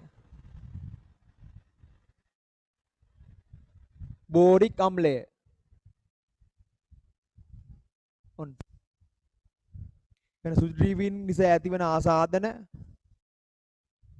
මර්ධනය කරන්න සුදු ජීවීන්ගේ ක්‍රියාව අඩපණ කරන්න ඔවුන් විනාශ කරන්න ජීවී පටක මත ආලේප කරන ද්‍රව්‍ය වලට කියනවා පුතිභූතක කියලා. සර්ජිකල් අයඩීන් බෝරික් අම්ලය. පළවෙනි එක. ඖෂධයක් වන්නේ මැග්නීසියම් කාබනේට්. උත්තර 1 17 1. පුතිනාශකයක් වන්නේ කවුද උතන ගන්න වෙන්නේ අපිට? ෆීනෝල්. එහෙනම් B 18 2. එන වැසිකිලි කැසිකිලි නේ නිවසේ බිම පිරිසුදු කරන්න භාවිතා කරන විස බීජනාශකයක් තමයි ෆීනෝල් කියලා කියන්නේ. පුතිභූතකනේ විස බීජ තුවාලයක් පිරිසුදු කරන්න තුවාලයක් මතනේ සුදු ජීවීන්ගේ ආසාදනයක් නිසා ඇතිවන තුවාලයක් සුදු ජීවීන් විනාශ කරන්න වර්ධනය පාලනය කරන්න ජීවී පටකයක් මත ආලේප කරන ද්‍රව්‍ය තමයි පුතිභූතක කියලා කියන්නේ. එහෙනම් මොනවාද? බෝරික් අම්ලයයි අයඩීනුයි. එහෙනම් 19 උත්තරේ 3. එහෙනම් 17 1 18 2 19 3. විසට යන්. පොසිලි ඉන්ධන පොලිතීන් ප්ලාස්ටික් දහනයේ දිපිට නොවන වායුව කාබන් මොනොක්සයිඩ් පිට වෙන්න බෑ. එය අක්‍රිය වායුවක්. Carbon dioxide, sulphur dioxide, nitrogen dioxide පිට වෙනවා. ඔව්. අපිට ගන්න වෙන තුන්වෙනි එක. 20 උත්තරේ 3. මොකද කාබන් හරි මේ හීමටයිඩ් පුතේ ප්‍රතික්‍රියා කෙරෙව්වේ කාබන් ඕන මේ වගේ කාබන් ඉතාමත්ම අවශ්‍ය කාබන් මොනොක්සයිඩ් වායුවක් එක්ක මෙයා වායු ගෝලයේ නැහැ. හැදුනා ඉක්මනින්ම නැති වෙලා ගියා. හරිද? කොබලන්න ඕන. හරි එහෙනම් මොකද 20 උත්තරේ 4 වෙනි එක. හොඳේ. 21ට යන්න. දිව්කල් පවත්නා කාබනික සංයෝග ලක්ෂණයක් නොවන්නේ. ඊටා දිව් කාලයක් පරිසරයේ තියෙන ඇත්ත. ආහාර දාම ඔස්සේ අපේ ඇඟ තුල එකතු වෙනවා ඇත්ත. අධික විෂ සහගතයි. ඊටා විශාල ප්‍රදේශයක් පුරා පැතිරී නොයයි වැරදි. 21 උත්තරේ 2. පුතේ ඊටා විශාල ප්‍රදේශයක් තුල පැතිරී යනවා හොඳේ. එහෙනම් ලොකු ප්‍රදේශයක පැතිරී යනවා මේ ද්‍රව්‍ය. මේ විෂ ද්‍රව්‍ය එහෙනම් 21 උත්තරේ 2. 22ට යන්න. ගෝලීය උණුසුම වැඩිවීමෙන් සිදුවන අහිතකර ප්‍රතිඵලයක් නොවන්නේ. අනුපුතේ වායුගෝල උෂ්ණත්වය වැඩිවීම නිසා අයිස් කඳු දිය වෙනවා. අයිස් කඳු දිය වීම නිසා සාගර ජල මට්ටම වැඩි වෙනවා. ලෝකේ කාලු විපර්යාස ඇති වෙනවා. ජල චක්‍රයට බලපානවා. පොසිල ඉන්ධන ඉක්මනින් ෂේ වීමට බලපාන්නේ වායුගෝල උෂ්ණත්වය වැඩිවීම. 22 උත්තරේ 4. හරිනේ? පොසිනේ පුතේ බුදුරුමේ කාබන් හරිතාගාර ආචරණයේ වේගවත් සිදුුණයි කියලා ඒක බලපාන්නේ පොසිල ඉන්ධන ෂේ වීමට. හරිද? බලන්න ඔය දී පුත්‍රත් යන්න වෙන එකට නේ වායුගෝල උෂ්ණත්වය වැඩිවීමෙන් අයිස් කඳු දිය වෙනවා. අයිස් කඳු දිය වුණාම සාගර ජල මට්ටම වැඩි වෙනවා. ඔව් එතකොට දේශගුණේ ලෝකයේ දේශගුණික වෙනස් වෙනවා. ජල චක්‍රයේනේ වායුගෝල උෂ්ණත්වය වෙනස් වෙනකොට වායුගුණේ ජල චක්‍රයට බලපෑමක් ඇති වෙනවනේ. මේ ජල චක්‍රයට බලපෑමක් ඇති වෙනකොට වහින්න මේ දැන් සාමාන්‍ය වහින කාලේට වහින්නේ නැහැ. නියං තත්ත්වයක් ඇති වෙන්න පුළුවන්. ගම් වතුර තත්ත්වයක් ඇති වෙන්න පුළුවන්. 22 උත්තරේ 4. එහා පැත්තට යන්න. 23ට යන්න. 23. ඕසෝන් වීනට හානි වීමෙන් ඇසේ සුදු ඇති වේ. ඔව්. ඕසෝන් වීනට හානි වීමෙන් ප්‍රභා සංශ්ලේෂ බලපෑමක් නැත වැරදි. මම කිව්වමනේ ඕසෝන් විස්තරයට හානි වීමෙන් බලපෑමක් නොමෙත වැරදීනේ. බලපෑමක් තියෙනවනේ. එහෙනම් දෙවෙනි එක වැරදි. දියුකල් පවතින කාබනික දූෂක නිසා ප්‍රතිශක්තිකරණ හා ප්‍රජනක පද්ධති ක්‍රියාකාරීත්වය දුර්වල වේ.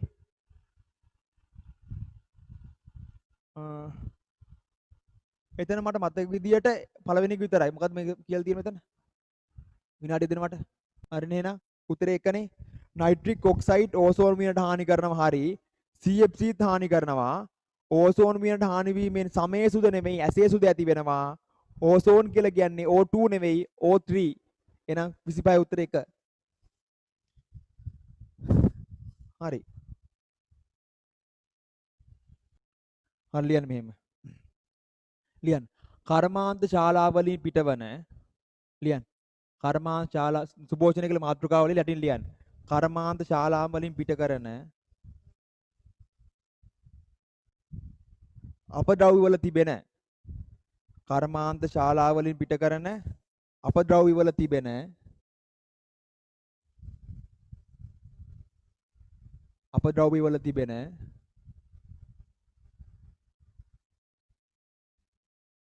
අපද්‍රව්‍ය වල නයිට්‍රේට් ලියලා තියෙන NO3- අකුරෙන් සංකේත දෙකෙන්ම ලියන්න.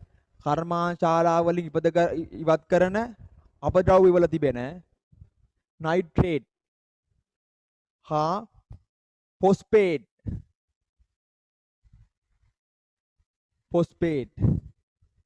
PO4- 3- කර්මාන්ත ශාලාවලින් ඉවත් කරන අපද්‍රව්‍ය වල තිබෙන නයිට්‍රේට් හා ෆොස්ෆේට් ජලාශ වලට එකතු වීම නිසා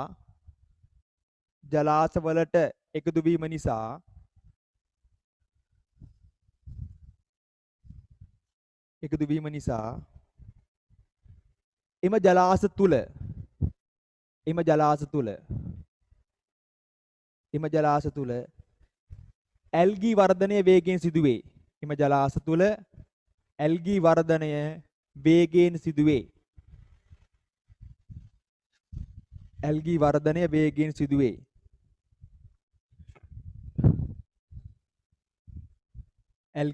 වේගයෙන් සිදුවේ. මෙහි ප්‍රතිඵලයක් ලෙස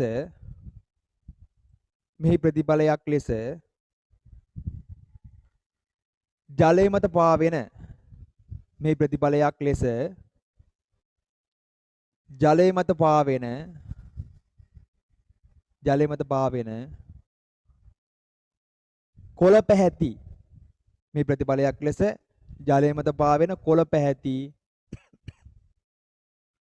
කොළ පැහැති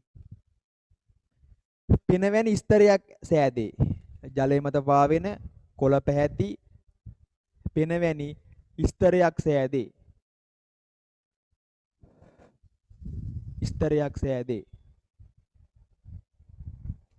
සෑදේ. මේ සුපෝෂණයයි. මේ සුපෝෂණයයි. මේ සුපෝෂණයයි.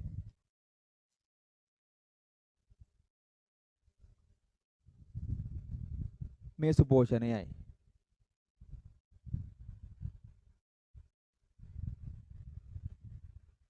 හරි දැන් මම තෝරන්නම් මෙහාට අවධානය ගන්න.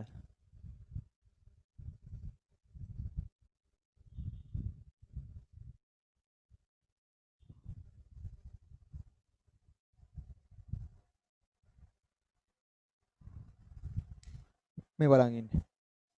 මෙහි පුතේ සුපෝෂණය කියන්නේ මොකක්ද?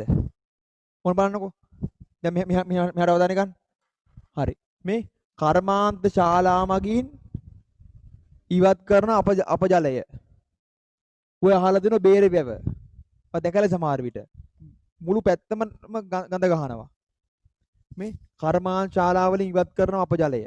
ඒ අපජලයේ තිබුණොතින් නයිට්‍රේට් අයන හා ෆොස්ෆේට් අයන තිබුණොතින් මේ ජලය මත සුද්‍රීවීන්ගේ ක්‍රියාකාරීත්වය වර්ධනය වෙලා කොළ පැහැති පෙන ස්තරයක් හැදෙනවා.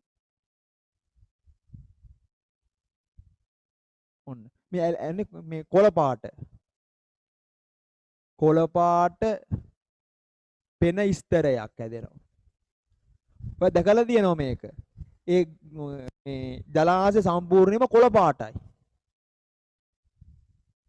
ඔන්න කොළ පාටයි. දැන් මොකෝ වෙන්නේ? මෙන්න පුතේ මේ කොළ පාටයි දැන් පහළට ආලෝකය ලැබෙනවද? නැහැ. ඇයි ඒ කොළ පාට ස්තරයක් තියෙනවනේ. පහළට ආලෝකය ලැබෙනකොට ජල ශාක මැරෙනවා. ජල ශාක මැරුණම ආහාර නැතුව ජලද මසුන් මැරෙනවා. සම්පූර්ණව මොකෝ වෙන්නේ එතකොට? මේක දුර්ගන්ධයක් ඇති වෙනවා. නිර්වායු ජීවීන් ක්‍රියාකාරීත්වය නිසා මොන වායුවද? මේතේන් වායුව ඉවත් වෙන උඩට. මේතේන් වායුව CH4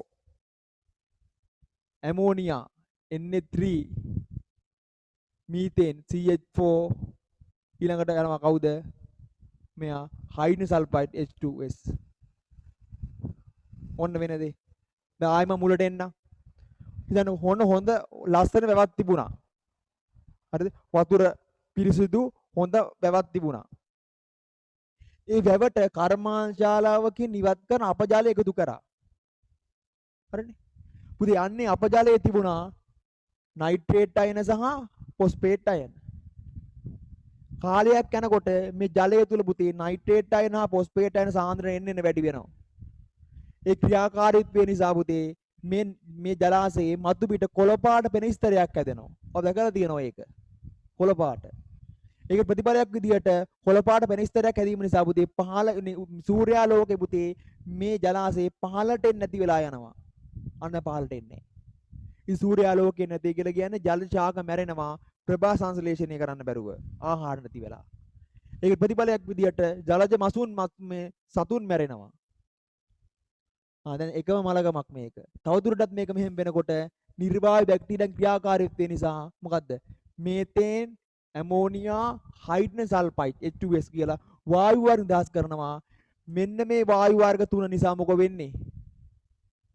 මෙන්න අධික දුර්ගන්ධයක් ඇති වෙනවා. ඔන්න අර කුණු වෙච්ච වැවක් ළඟින් කාණුවක් ළඟින් අර ආවම නිකන් වමනට එන ඕක්කාරයකට එන විෂ වායු වර්ග අපිට ආග්‍රහණය කරන්න පුළුවන්. ඒ තමයි මේ තියෙන්නේ. ඔන්න වෙන්නේ ඔච්චරයි. එහෙනම් අපි ඕකට කියනවා සුභෝචනය කියලා. මොකද සුභෝචනය කියන්නේ මොකද්ද? ජලාශයකට කර්මාන්තශාලාවක් වෙන්න පුළුවන් කොහොම හරි. ජලාශයකට කර්මාන්තශාලාවකින් ඕ වෙනත් ක්‍රමයකින් නයිට්‍රේට් අයන හා ෆොස්ෆේට් අයන අඩංගු අයන ලැබීම නිසා ඒ සාන්ද්‍රණය වැඩි වේ. ඒ ප්‍රතිඵලයක් විදියට කොළ පැහැති පෙන ස්තරයක් ජලාශය මත නිර්මාණය වේ. අන්නේ කොළ පාට පෙන ස්තරය නිසා සූර්යාලෝකයේ ජලාශයේ පදුලට ලැබෙන්නේ නැහැ. ඒකේ ප්‍රතිඵලයක් විදියට පහළ ඉන්න ජීවීන් මැරෙනවා සූර්යාලෝකේ නැතුව. ඇයි? ආහාර නැහැනේ. ඒකට තව ටිකක් මේක වර්ධනය වුණාම නිර්වායු බැක්ටීරියා ඔක්සිජන් නැහැනේ. නිර්වායු ජීවීන් ශ්වසනයේ ප්‍රතිඵලයක් විදියට හයිඩ්‍රජන් සල්ෆයිඩ් ඇමෝනියා මේතේන් වගේ වායු වර්ග නිර්මාණය කරනවා. අන්නේ වායු වර්ග තුන නිසා අධික දුර්ගන්ධයක් වහණය වෙනවා. අපි මේකට කියනවා සුපෝෂණය කියලා. හොඳම උදාහරණය බේරේ වැව. හරි මේ රූපය අදින්න පොඩ්ඩක් ඉක්මන් කළා. හරිනේ. සුපෝෂණ තත්ත්වයේ වැඩි වූ විටදී නිර්වාහි බැක්ටීරියාවන්ගේ ක්‍රියාකාරීත්වයේ හේතුවෙන් මේතේන් ඇමෝනියා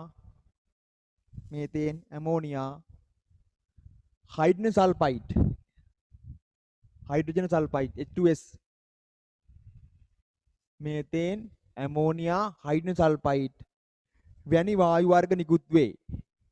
සුපෝෂණ තත්ත්වයේ වැඩි වූ විටදී නිර්වාහි බැක්ටීරියාවන්ගේ ක්‍රියාකාරීත්වයෙන් මේතේන් ඇමෝනියා හයිඩ්‍රජන් සල්ෆයිඩ් වායුගෝලයට නිකුත් වේ.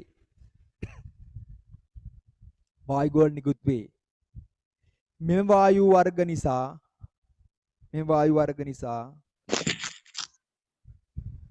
වර්ග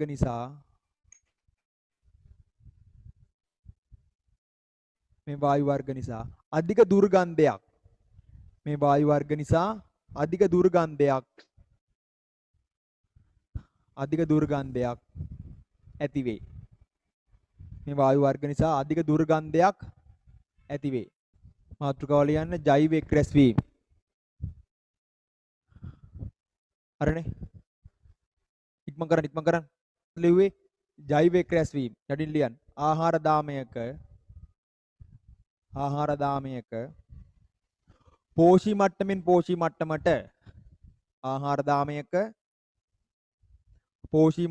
පෝෂි මට්ටමට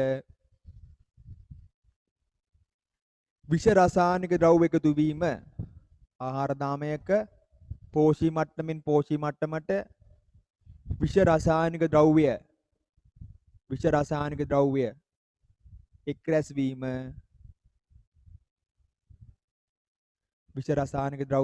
රැස්වීම ජෛව එක් රැස්වීම ලෙස හැඳින්වේ.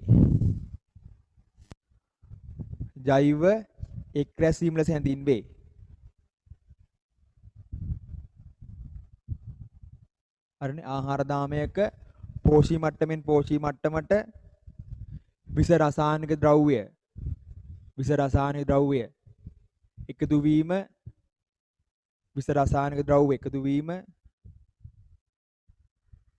ජෛව එක් රැස්වීම ලෙස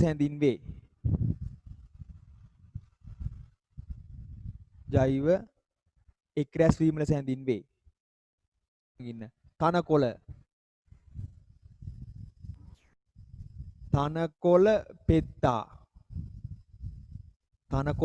තනකොළ පෙත්තා පූසා පිඹුරා උකුස්සා. හරිද බලන්න. ඔන්න තනකොළ පෙත්තා පූසා පිඹුරා උකුස්සා.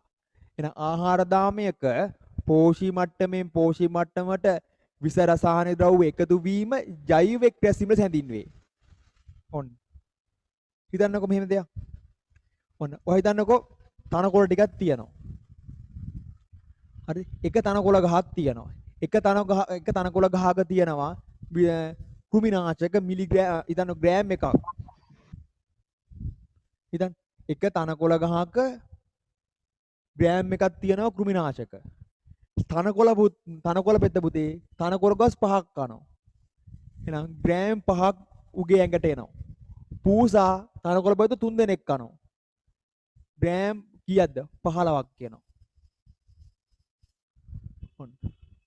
පිඹුරා පූසු දෙන්නෙක් ගිලිනවා. ග්‍රෑම් 30යි. උකුස්සා පිඹුර 3 දෙනෙක් ආහාරයට ගන්නවා. ග්‍රෑම් 90යි. ඔන්න. දැන් බලන්න වෙච්ච දේ මොකද්ද කියලා. මොන තේරෙන සිංහලේ. ජෛව එක් රැස්වීම ආහාර දාමයක පෝෂි මට්ටමට විස රසායනික ද්‍රව්‍ය එකතු වීම ජෛව එක් රැස්වීම ලෙස හැඳින්වේ. ඔන්න. මම මොකද ඔයාලට කිව්වේ? පුතේ හිතන්නකෝ දැන් තනකොළ වලට කෘමිනාශක විදිනවා. නේ කෘමිනාශක දානවා. එක තනකොළ ගහකට ලැබෙන කෘමිනාශක ප්‍රමාණය ග්‍රෑම් 1යි. හිතන්නකෝ එහෙම. හරි. දැන් ඒක තර්කේ පැහැදිලිනේ. 1 ග්‍රෑම් 1යිනේ. හරි. තනකොළ පෙත්තා ඒ වගේ තනකොළ ගස් 5ක් කනවා. ඒ තනකොළ පෙත්තගේ ඇඟට එන ග්‍රෑම් සංඛ්‍යාව ග්‍රෑම් 5යි. ඒතර පූසා ඒ වගේ තනකොළ පෙත්තු 3 දෙනෙක් කනවා. පූසක ඇඟට ආව ග්‍රෑම් 15ක්. පිඹුරා පූස දෙන්නෙක් ගිලිනවා අන ග්‍රෑම් 30යි දැන්. උකුස්සා පිඹුරෝ 3 දෙනෙක් මරන් කනවා ග්‍රෑම් 90යි. අනේතර ආහාර දාමයක අවසාන පෝෂී මට්ටම් වලට යනකොට එකතු වන කිමිකල් ප්‍රමාණය නැත්නම් බැරලෝහ ප්‍රමාණය නැත්නම් ජෛව අපද්‍රව්‍ය ප්‍රමාණය මොකෝ වෙන්නේ වැඩි වෙනවා. ඔච්චරයි.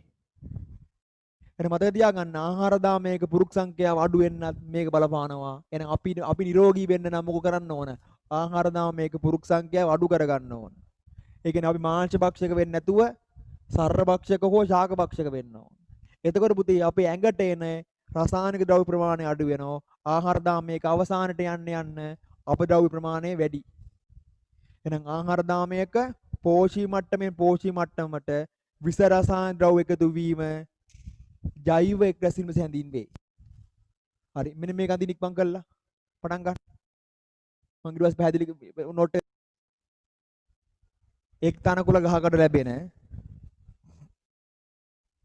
එක් තනකොළ ගහකට ලැබෙන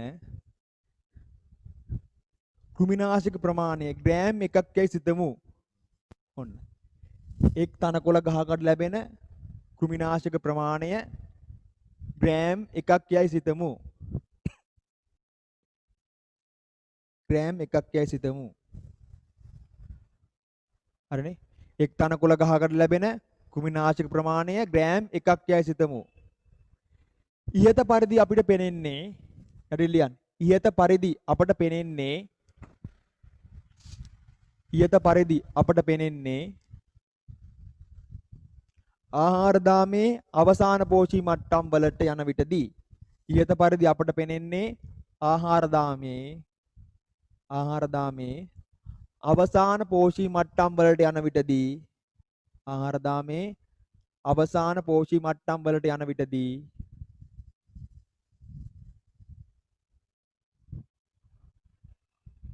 ආහාර දාමේ අවසාන පෝෂී මට්ටම් වලට යන විටදී එකතු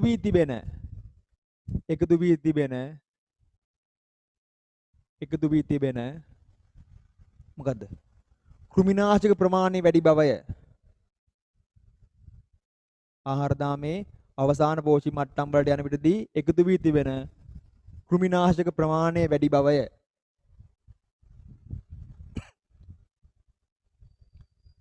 කෘමිනාශක ප්‍රමාණය වැඩි බවය.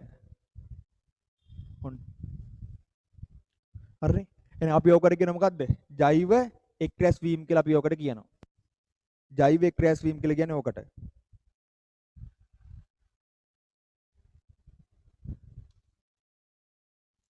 හරි අපි යන් එහෙනම් ටියුට් එකට යන් පොඩ්ඩක්. පෙළන්න 7 වෙනි පිටුව ඉක්මන් කළා. මාතෘකාව ලියන්න. කාබන් පිය සටහන.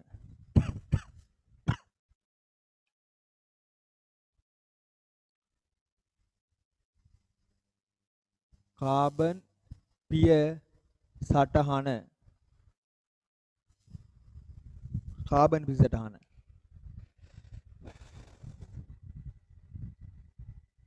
ඉවනේ හරි ලියන්න. පුද්ගලයෙකු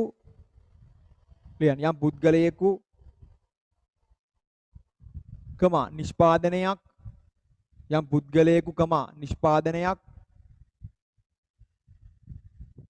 ආයතනයක් යම් පුද්ගලයෙකු යම් නිෂ්පාදනයක් ආයතනයක් හේතු කොටගෙන යම් පුද්ගලයෙකු යම් නිෂ්පාදනයක් යම් ආයතනයක් හේතු කොටගෙන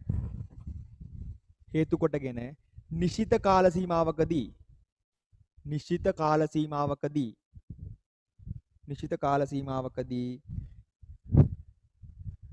විමෝචනය කරන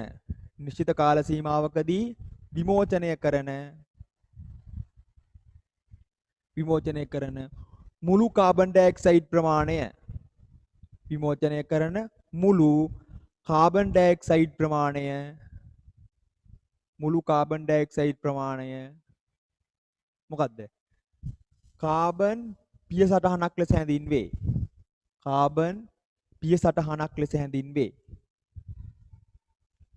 හරිනේ? සටහනක්. යම් පුද්ගලයෙක් වෙන්න පුළුවන්. යම් කණ්ඩායමක් වෙන්න පුළුවන්. නැත්නම් යම් ආයතනයක් වෙන්න පුළුවන්. හොනේ හරිනේ. නිශ්චිත කාල සීමාවකදී පිට කරන කාබන් ඩයොක්සයිඩ් ප්‍රමාණය කාබන් 28 ලෙස හැඳින්වේ.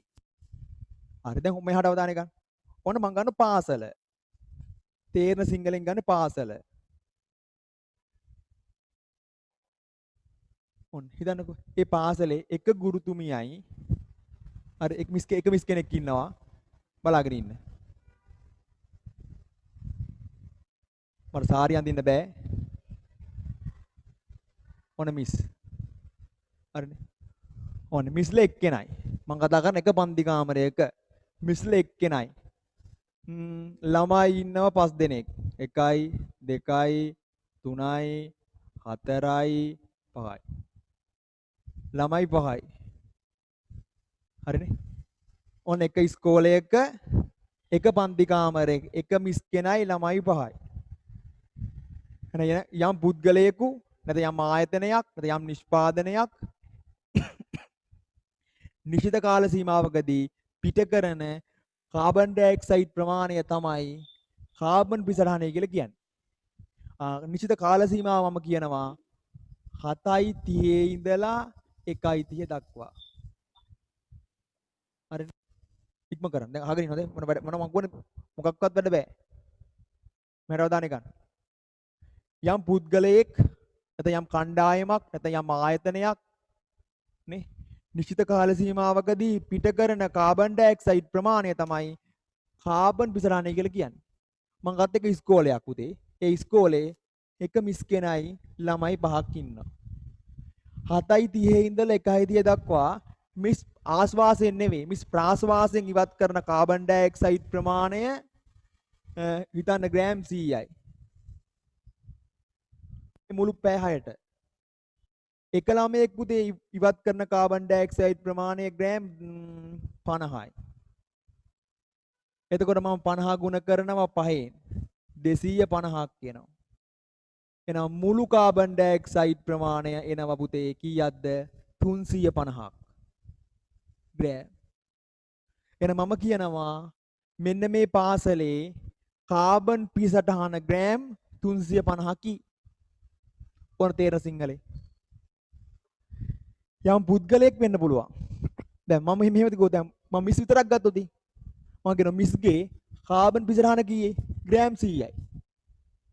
අන්න යම් පුද්ගලයෙක් වෙන්න පුළුවන්, යම් කණ්ඩායමක් වෙන්න පුළුවන්, යම් ආයතනයක් වෙන්න පුළුවන්.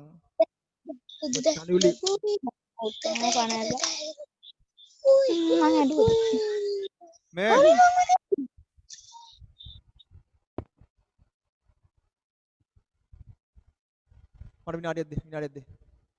හරි මෙහෙ. පුතේ කාබන් පිසටහනක් කියන්නේ මොකද්ද? යම් පුද්ගලයෙකු නැත්නම් යම් කණ්ඩායමක් නැත්නම් යම් ආයතනයක් යම් නිශ්චිත කාල සීමාවකදී පිට කරන කාබන් ඩයොක්සයිඩ් ප්‍රමාණය. ඒතර ඒක ගෲප් එකක් වෙන්න පුළුවන්, එක්කෙනෙක් වෙන්න පුළුවන්. මම ගත්ත පොඩ්ඩක් ඉස්කෝලේ. පුතේ මිස් එක්කෙනයි. ළමයි 5යි.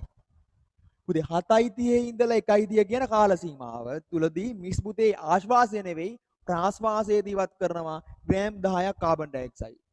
පුතේ එක ළමයෙක් ග්‍රෑම් 50ක් ඉවත් කරනවා නම් ළමයි 5 දෙනෙක් ග්‍රෑම් 250යි. මුළු කාබන් ඩයොක්සයිඩ් ප්‍රමාණය 350යි. එහෙනම් මම කියනවා මේ මුළු පන්ති කාමරේ කාබන් පිසටහන ග්‍රෑම් 350යි. ඔන්න. හැබැයි මෙතන ගැටලුවක් තියෙනවා. මොකද පුතේ ගැටලුව? කාබන් පිසටහන අපිට නිශ්චිතව ගණනය කරන්න බෑ. ඇයි අපි කොහොමද පුතේ හරියටම මිස් ඉවත් කරන කාබන් ඩයොක්සයිඩ් ග්‍රෑම් 10 100 හොයන්නේ? බෑ. හරියටම ළමයා ඉවත් කරන කාබන් ඩයොක්සයිඩ් ප්‍රමාණය හොයන්නේ කොහොමද? බෑ. හිතන වගේ පන්ති කාමරේ ගන්නකෝ. ඇයි ශාකත් කාබන් ඩයොක්සයිඩ් ඉවත් කරනවා. දැන් අපි අපේ වටපිටාවේ ගස් කොළන් තිබුණොත් ඒ ගස් කොළනුත් කාබන් ඩයොක්සයිඩ් ඉවත් කරනවා. අපි දන්නේ නැතුව හුණෙක් හිටියොත්, කැරපොත්තෙක් හිටියොත්, ගෙම්බෙක් හිටියොත් ඒ කට්ටියත් කාබන් ඩයොක්සයිඩ් ඉවත් කරනවා. එහෙනම් මතක තියාගන්න නිශ්චිතව අපිට කාබන් ඩයොක්සයිඩ් ප්‍රමාණය හොයන්න බෑ. එහෙනම් කාබන් පිසටහන ගණනය කිරීම අසාර්ථක ක්‍රමයක්. ඇයි නිශ්චිතව අපිට විමෝචනය කරන කාබන් ඩයොක්සයිඩ් ප්‍රමාණය හොයන්න බෑ. හරිනේ. මට පන්ති කාමරයක දැන් මේ පන්ති කාමරේ මිස් ඉන්නෝ ළමයි 5ක් ඉන්නවා. නමුත් පන්ති කාමරේ බුද්ධ කියන්නේ සහරා කාන්තාරයේද? නෑ. ඉස්කෝලේ ගස් කොළන් නැද්ද? තියෙනවා. ඒතර ගහක් ඉවත් කරන කාබන් ඩයොක්සයිඩ් සුළඟට එන්නේ නැද්ද? එනවා. සමහර මකුණෙක් නැද්ද ඉස්පන්ති කාමරේ? ඉන්න පුළුවන්. ගෙම්බෙකුත් ඉන්න පුළුවන්. අපි දන්නේ නෑ. ගස් කොළන් නිසා ගස් කොළන් වටේට ගස් කොළන් තිබුණොත් ඒ ගස් කොළන් ඉවත් කරන කාබන් ඩයොක්සයිඩ් සුළඟට ගහන් එන්න පුළුවන්.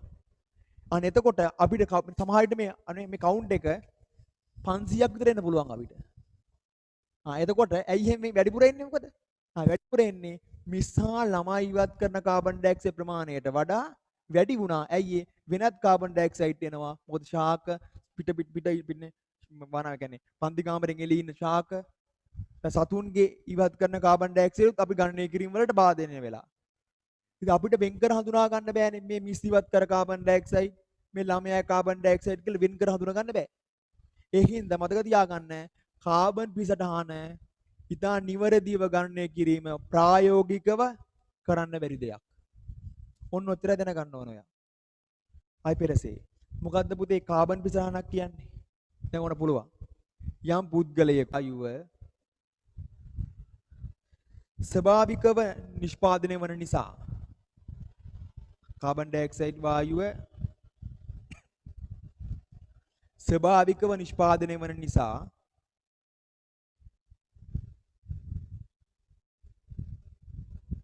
ඉතාමත් නිශ්චිත ලෙස කාබන් ඩයොක්සයිඩ් වායුව ස්වභාවිකව නිෂ්පාදනය වන නිසා ඉතාමත් නිශ්චිත ලෙස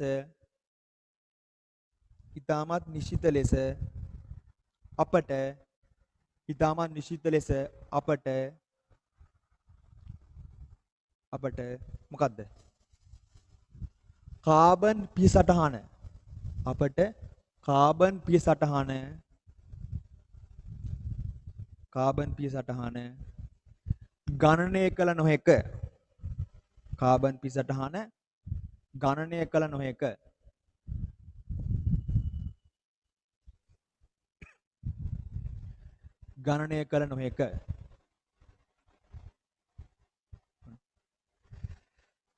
හරිනේ?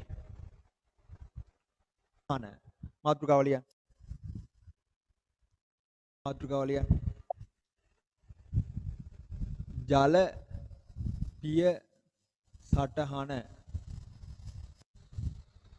ජල පිය සටහන ඉදමු ලියන්න. යම් පුද්ගලයෙකු හෝ ලියන්න.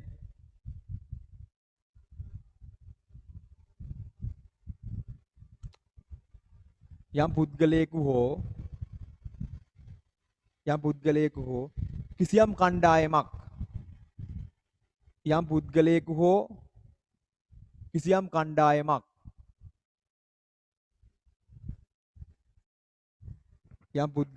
හෝ කිසියම්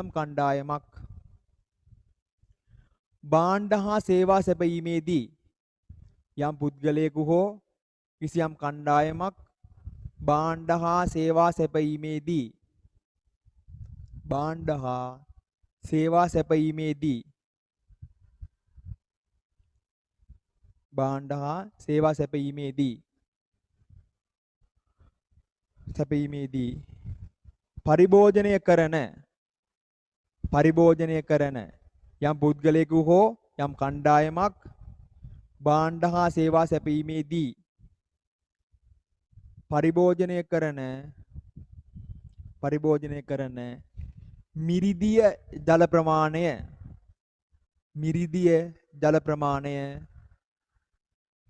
මිරිදිය ජල ප්‍රමාණය මොකද්ද? ජල පිය සටහන් ලෙස හැඳින්වේ. යම් පුද්ගලයෙකු හෝ යම් කණ්ඩායමක් යම් සේවාවක් හෝ යම් භාණ්ඩයක් හෝ යම් සේවාවක් සැපීමේදී භාණ්ඩ හා සේවා සැපීමේදී පරිභෝජනය කරන මුළු මිරිදිය ජල ප්‍රමාණය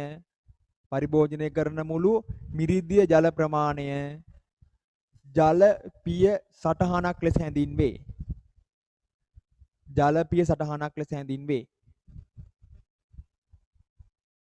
මොකද්ද මේ කියන්නේ කියලා? අන්න යම් පුද්ගලයෙක් හෝ යම් කණ්ඩායමක් යම් සේවාවක් හෝ යම් භාණ්ඩයක් යම් නිෂ්පාදනයක් කිරීමේදී පරිභෝජනය කරන මිරිදිය ජල පරිමාවට අපි කියනවා ජල බිසටහන කියලා. හිතන්න මම පන්ති වඩන් ගත්තේ 3ට. 7ට ඉවර කරා කියලා හිතන්න. මෙන්න මේ කාල සීමාවේදී මම බොන වතුර ප්‍රමාණය ලීටර් 1යි. 1 ලීටර්.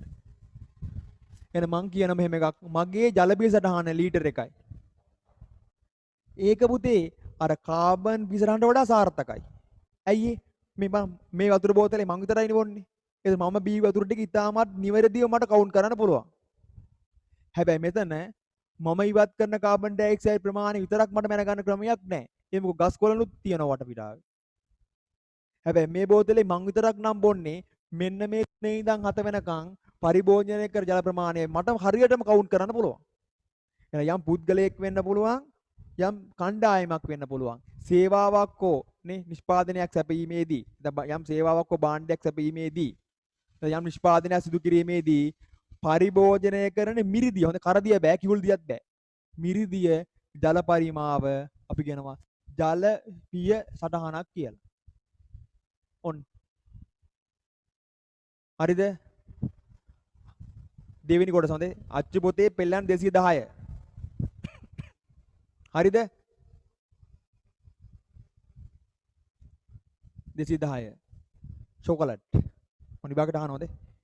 අපේ සිලබස් එකේ ජල බිසටහන වැඩිම චොකලට්.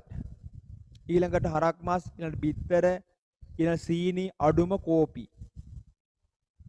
ඔන්න. ඔච්චර දැනගන්න ඕන ඔයා. වෙන මොකක්වත් දැනගන්න ඕනේ නැහැ. එහෙනම් ජල බිසටහන වැඩිම ද්‍රව්‍ය අපේ සිලබස් එකේ කෝපි. වැඩිම ද්‍රව්‍ය වැරදුනා චොකලට්. අපේ සිලබස් එකේ වැඩිම කෙනා කෝපි. අපි ලියලා දුමු ඉස්සර වෙලා මම තෝරන්න. ලියන්න. මම කතා කරන්නේ මේ මුළු ලෝකෙටම සලකලා නෙවෙයි. මේ අපේ සිලබස් එකට සලකලා මම ඊපස් තෝරන්න ලියන්න. ජල බිසටහන අගේ වැඩිම වන්නේ ජල බිසටහනේ අගේ වැඩිම වන්නේ චොකලට් වලටය. ජල බිසටහනේ අගේ වැඩිම වන්නේ චොකලට් වලටය.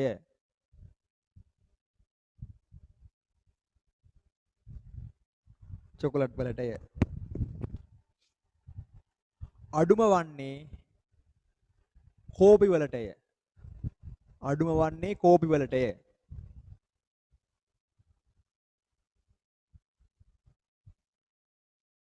හරිනේ. ජල බිසටහනගේ වැඩිම වන්නේ චොකලට් වලටය. වැඩිම වන්නේ අඩුම වන්නේ කෝපි වලටය. හරිද බලන්න. ඔන්න ඔයා ඒක මතක තියාගන්න. ඒ ඇති. දැන් බලමු එහෙම වෙන්නේ මොකද කියලා. මෙතන කෝපි. මෙතන චොකලට්.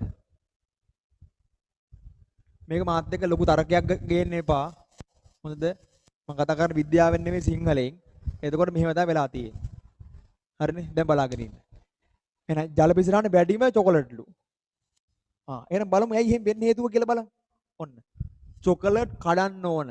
එනේ එහෙනම් මිනිස්සු දාම්මල කම්කරුවෝ දාම්මල චොකලට් කඩනවා. පළවෙනි පියවර. චොකලට් කඩන්න මොනවද ඕන වෙන්නේ? ශක්තිය ඕන වෙනවා. එතකොට චොකලට් කඩනකොට වතුර බොනවා. හරි. චොකලට් කඩපු තැන ඉඳලා කර්මාංශල අරගෙන එන්න ඕන.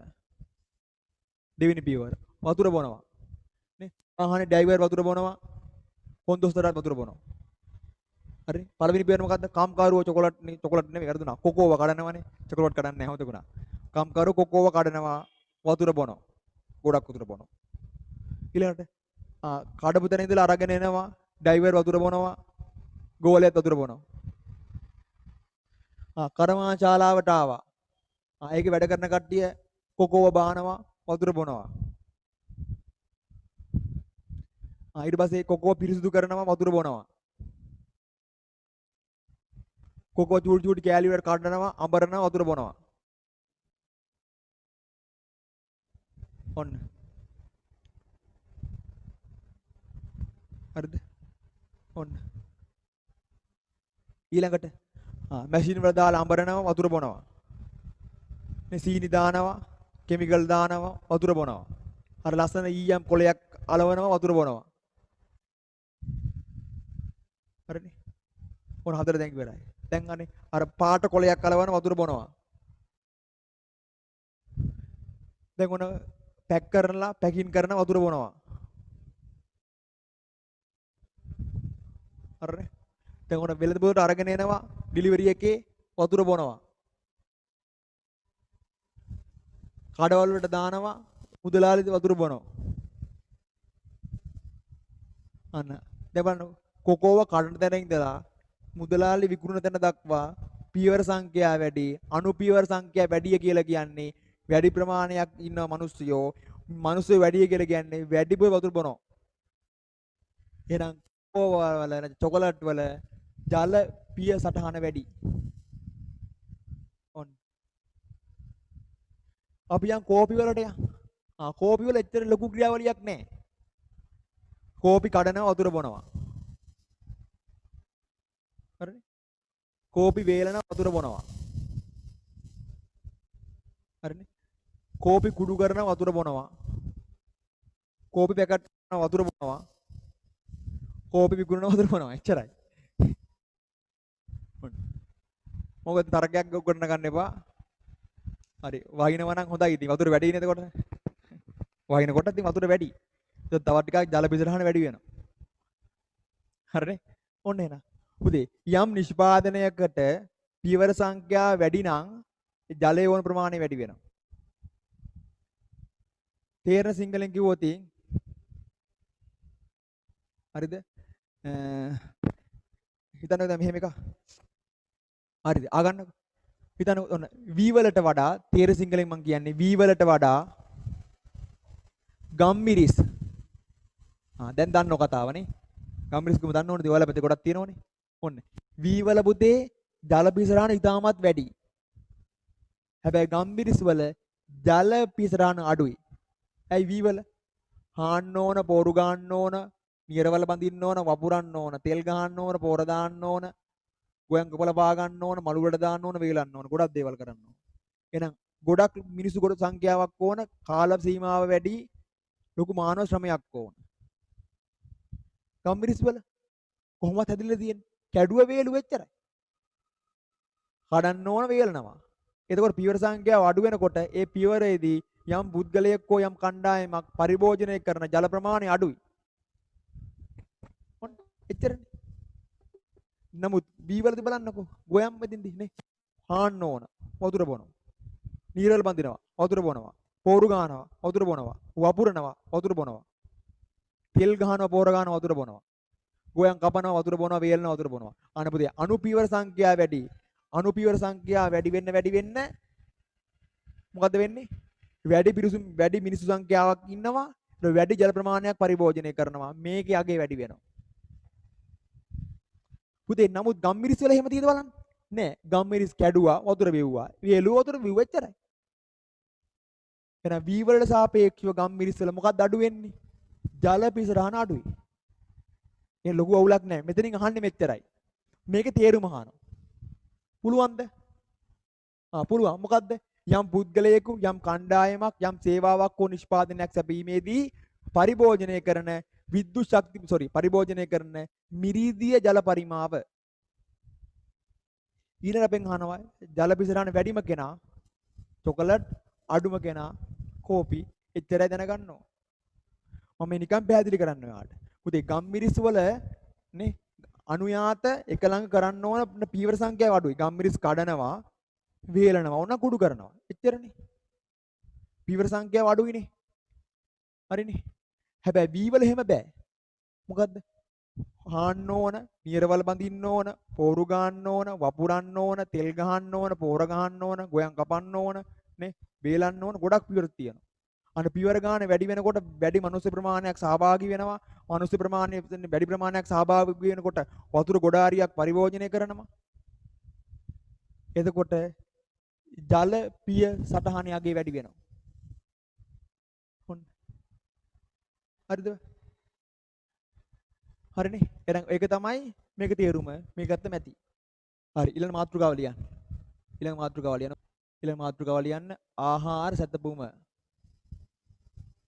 ආහාර සැතපුම.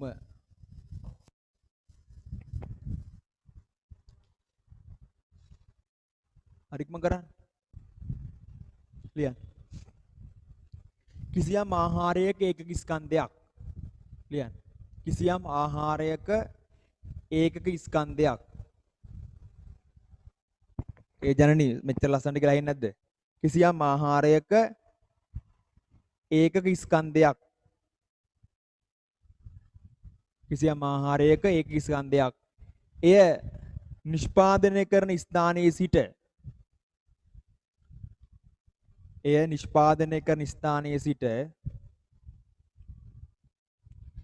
නිෂ්පාදනය කරන ස්ථානයේ සිට පරිභෝජනය කරන ස්ථානයට තිබෙන දුර යම් ආහාරයක ඒක ස්කන්ධයක් ඒ නිෂ්පාදනය කරන ස්ථානයේ සිට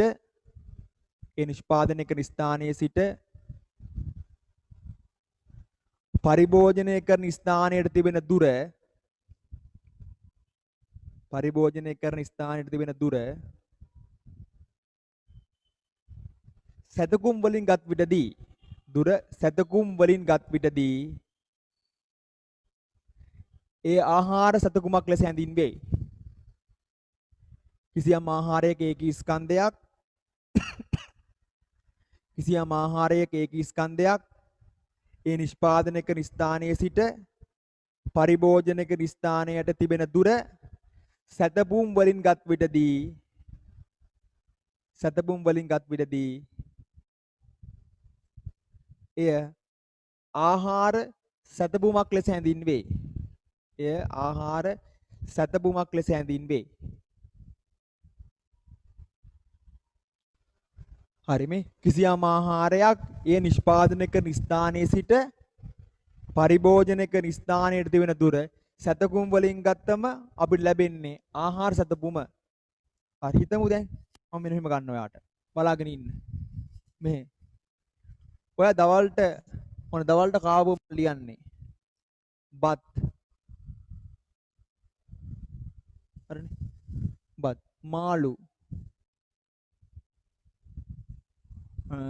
මාළු අල පරිප්පු පලා පොල් සම්බල්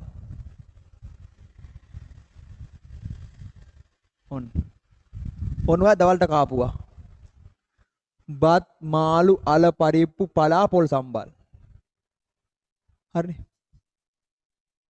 හරිද බලන් ඉන්න හරි බත් කියන්නේ හාල්නේ හාල් ලැබෙන්නේ අයේෂ් හිතන්න ඔන්න බත් කියලා කියන්නේ හාල් ගෙනාවේ කුරුණෑගලේ මිද්දෙනියට කුරුණෑගලේ ඉඳලා තියෙන සැතකුම් සාමාන්‍යයෙන් 80ක් විතර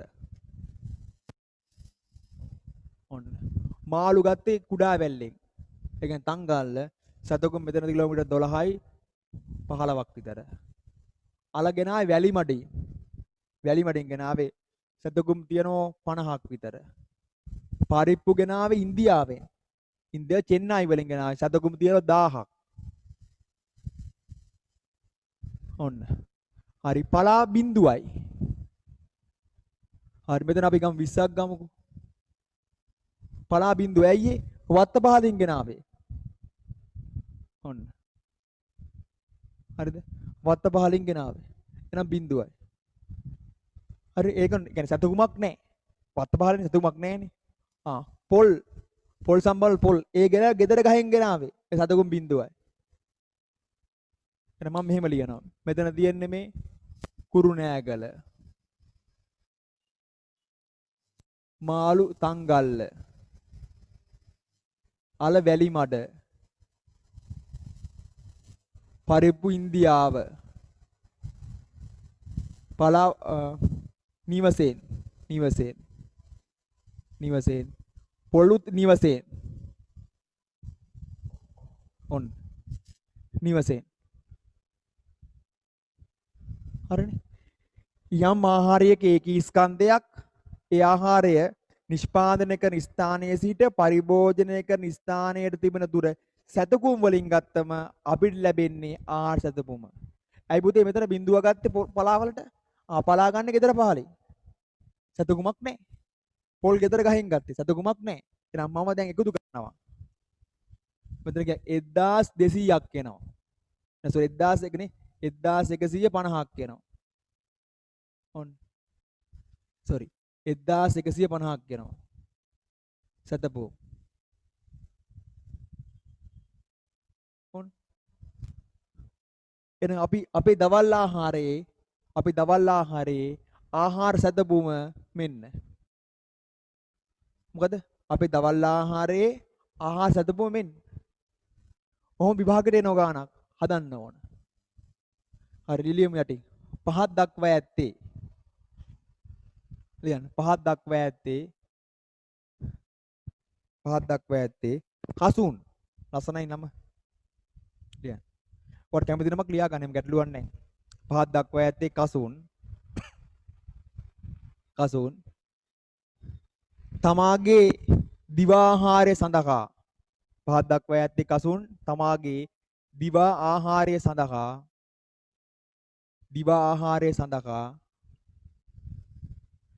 ලබා ගන්නා ලද පහක් දක්වා ඇත්තේ කසුන් තමාගේ දිවා ආහාරය සඳහා ලබා ගන්නා ලද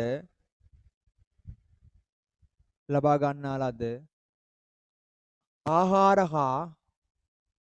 වර්ග හා ලබා ගන්නා ලද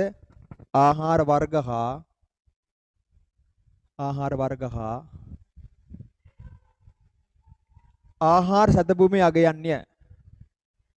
ලබා ගන්න ආහාර හා ආහාර සතභූමි අගයන්ය. ඔන්න මම හරි පටන් ගන්න බලන්න එහෙනම්. ලියන්න. පහක් දක්වා ඇත්තේ නාමලී. ලියන්න. පහක් දක්වා ඇත්තේ නාමලී තම උදෑසන ආහාරයට ඔයාලට කැමති කෙනෙක් නම ලියා ගන්න ප්‍රශ්නයක් නැහැ. පහක් දක්වා ඇත්තේ නාමලී තම උදෑසන ආහාරයට ලබා ගන්නා ලද ආහාර වර්ග හා පහක් දක්වා ඇත්තේ නාමලී තම උදෑසන ආහාරයට ලබා ගන්නා ලද ආහාර වර්ග හා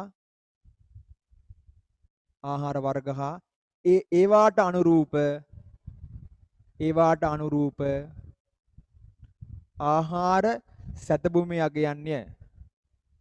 පහක් දක්වා ඇත්තේ නාමලී උදෑසන ආහාර සඳහා ලබා ගන්නා ලද ආහාර වර්ග හා ඒවාට අනුරූප ආහාර සතභූමි අගයන්ය. මෙන්න බත් පොල් සම්බාල් පානුත් කාලා තියෙනවා. හරිනේ. පානුත් කාලා තියෙනවා බිත්තරත් එක්ක. හරිනේ. කිරි හොදිත් තිබිලා තියෙනවා. කිරි හොදි. මොන කාපුවා? පාන්, පොල් සම්බල්, බත්, බිත්තර, කිරි හොදි. හරි. බත් ගත්තනේ. අපි ගමු ගත්තේ කුරුණෑගලින් ගෙන ආවේ. බොරුවට ගමු. සතකුම් 50යි. පොල් සම්බල් වලට පොල් ගත්තේ ගෙදරින්. එහෙනම් සතකුමක් නැහැ බින්දුවයි. අන්න පාන් වලට පාන් පිටිනේ. පාන් පිටි ගෙදර හැදුවයි මොකෝ? ඇමරිකාවෙන් ගෙන ආවේ. අපි ගමු 2000යි. සතකුම් 2000යි. බිත්තර ගත්තේ ළඟ අඳුරන අයිය කෙනෙක්ගෙන්. සතකුම් 1යි. කමන්නේ දෙකක් දාමු. ඔන්න. කිරි හොදි. කිරි හොදි හදන්න මොනවද ඕන? ඒත් ඕන පොල්නේ. පොල් ගත්තේ කොහෙන්ද? ගෙදර පාලින්නේ බින්දුවයි. හරි. එහෙනම් හොයන්න බලන්න මුළු ආහාර සතපු වගේ කීයද කියලා. අපටන් ගන්න. 2052යි.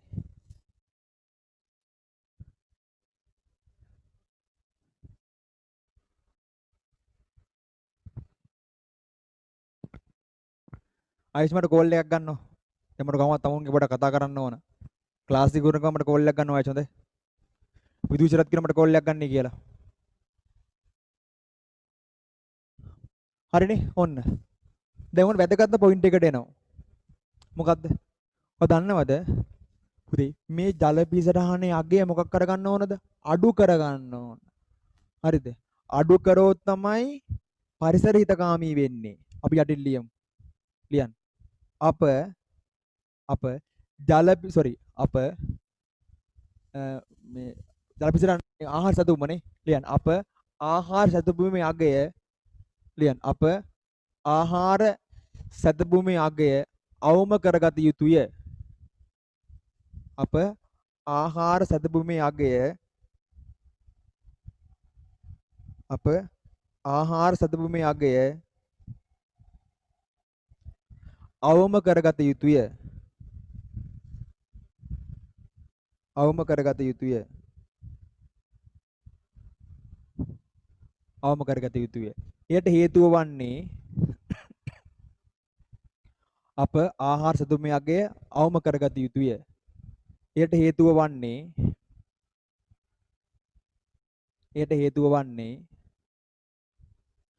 ආහාර සැතපුමේ අගය අඩුවන විටදී ආහාර සැතපුමේ අගය අඩුවන විටදී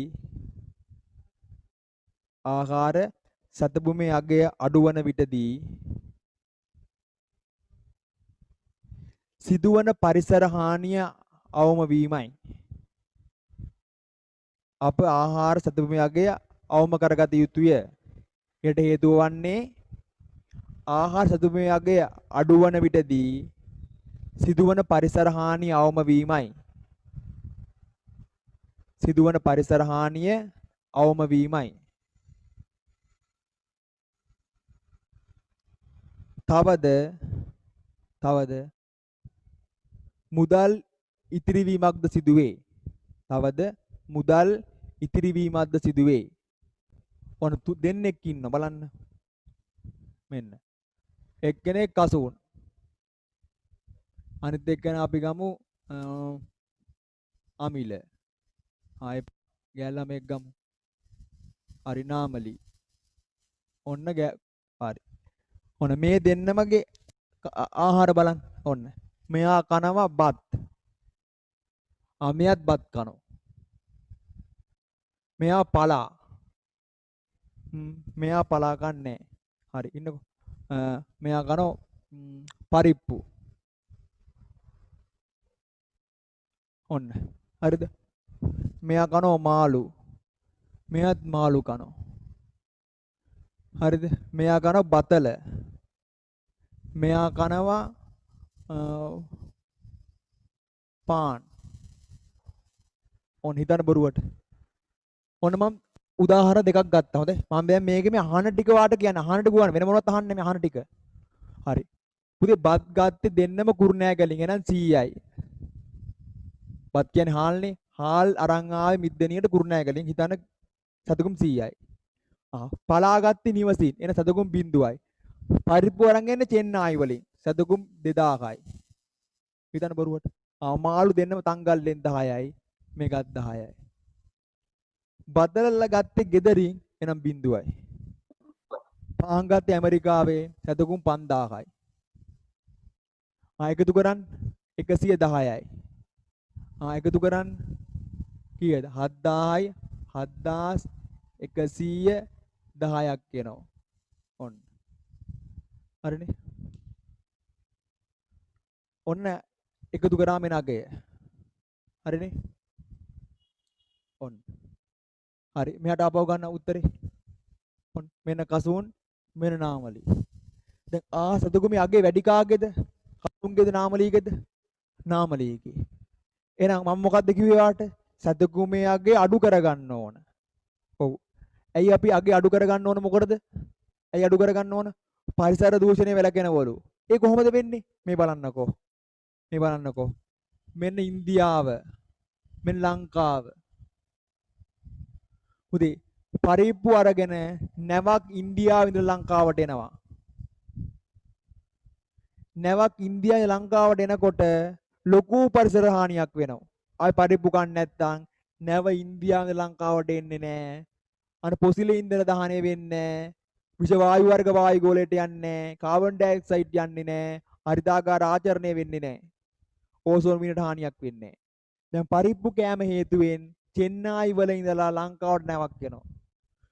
පිටි කෑපු හින්දා ඇමරිකාවේ ඉඳලා නැවක් ලංකාවට එනවා. එතකොටත් පොසිල් ඉන්ධන දහනය වෙනවා විශාල වශයෙන්. අන්න ලොකු පරිසර දූෂණයක් වෙනවා මේ නැව් ගමනාගමනය නිසා. හැබැයි බලන්නකෝ මේ කසුන් දිහා එයා බත් ගත්තේ. එතකොට පරිසර දූෂණය අවමයි. දැන් මම කියනකොට තේරෙනවා මේ මෙච්චර පැහැදිලි කිරීමක් එන්නේ නැහැ. නමුත් ඔයා දැනගන්න ඕන ආහාර සතුකුමයාගේ අඩු වෙනකොට පරිසරය ආරක්ෂා වෙනවයි කියලා. ආරක්ෂා වෙන්නේ කොහොමද මෙන්න කතාව. ඔන්න. පුතේ හිතන්නකෝ දැන් ඔන්න කුරුණෑගල ඉඳලා හාල් අරගෙන එනවා වාහනයක් බිද්දෙනියට. එතකොටත් පරිසරයට හානියක් වෙනවා. පුළුවන් නම් මේ බස් ටිකත් ගෙදර ළඟින්මනේ හාලුත් මේ ගෙදර අවටිම හොයාගන්න. නිවසෙන්ම හොයාගන්න පුළුවන් නම් මොකෝ වෙන්නේ? මේකත් බිඳුවක් වුණොත් මොකෝ වෙන්නේ? පුතේ මේකත් බිඳුවයි. ආයතන උත්තරේ 10ක් වෙනවා. තව දුරටත් පරිසර දූෂණය අඩු වෙනවා. එන සතුකුමනේ ආහාර සතුකුමයාගේ අවම වෙන්න පරිසරය ආරක්ෂා වෙනවා. ආහාර සතුකුමයාගේ වැඩි වෙන්න වැඩි හානියක් පරිසරයට වෙනවා. එච්චරයි.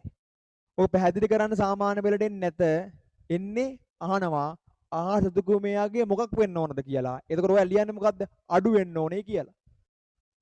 අඩු වෙන්න ඕනේ කියලා. ඇයි ඔයා එහෙම ලියන්නේ? මෙන්න බලන්නකො. පුතේ පරිප්පු අරගෙන එන්නේ නැවක්. පිටි අරන් එන්නේත් නැවක්. ඒක ගොඩක් දුර ඉඳන් නැවක් එනකොට කාබන් ඩයොක්සයිඩ්, කාබන් මොනොක්සයිඩ් විස වායු වර්ග වායු ගෝලයට යනවා. හරිතාකාර ආචරණය වෙනවා. ඕසෝන මිනට හානි වෙනවා. විවිධාකාර ලෙඩ රෝග හැදෙනවා. පරිසරයට හානියක්. හැබැයි පුතේ අපිට ඕන ආහාර ටික අපි නිවසෙන්ම ගෙවැත්තෙන්ම හොයාගත්තොත් ආහාර සතුකුමයාගේ මොකක් වෙනවද? අඩු වෙනවා.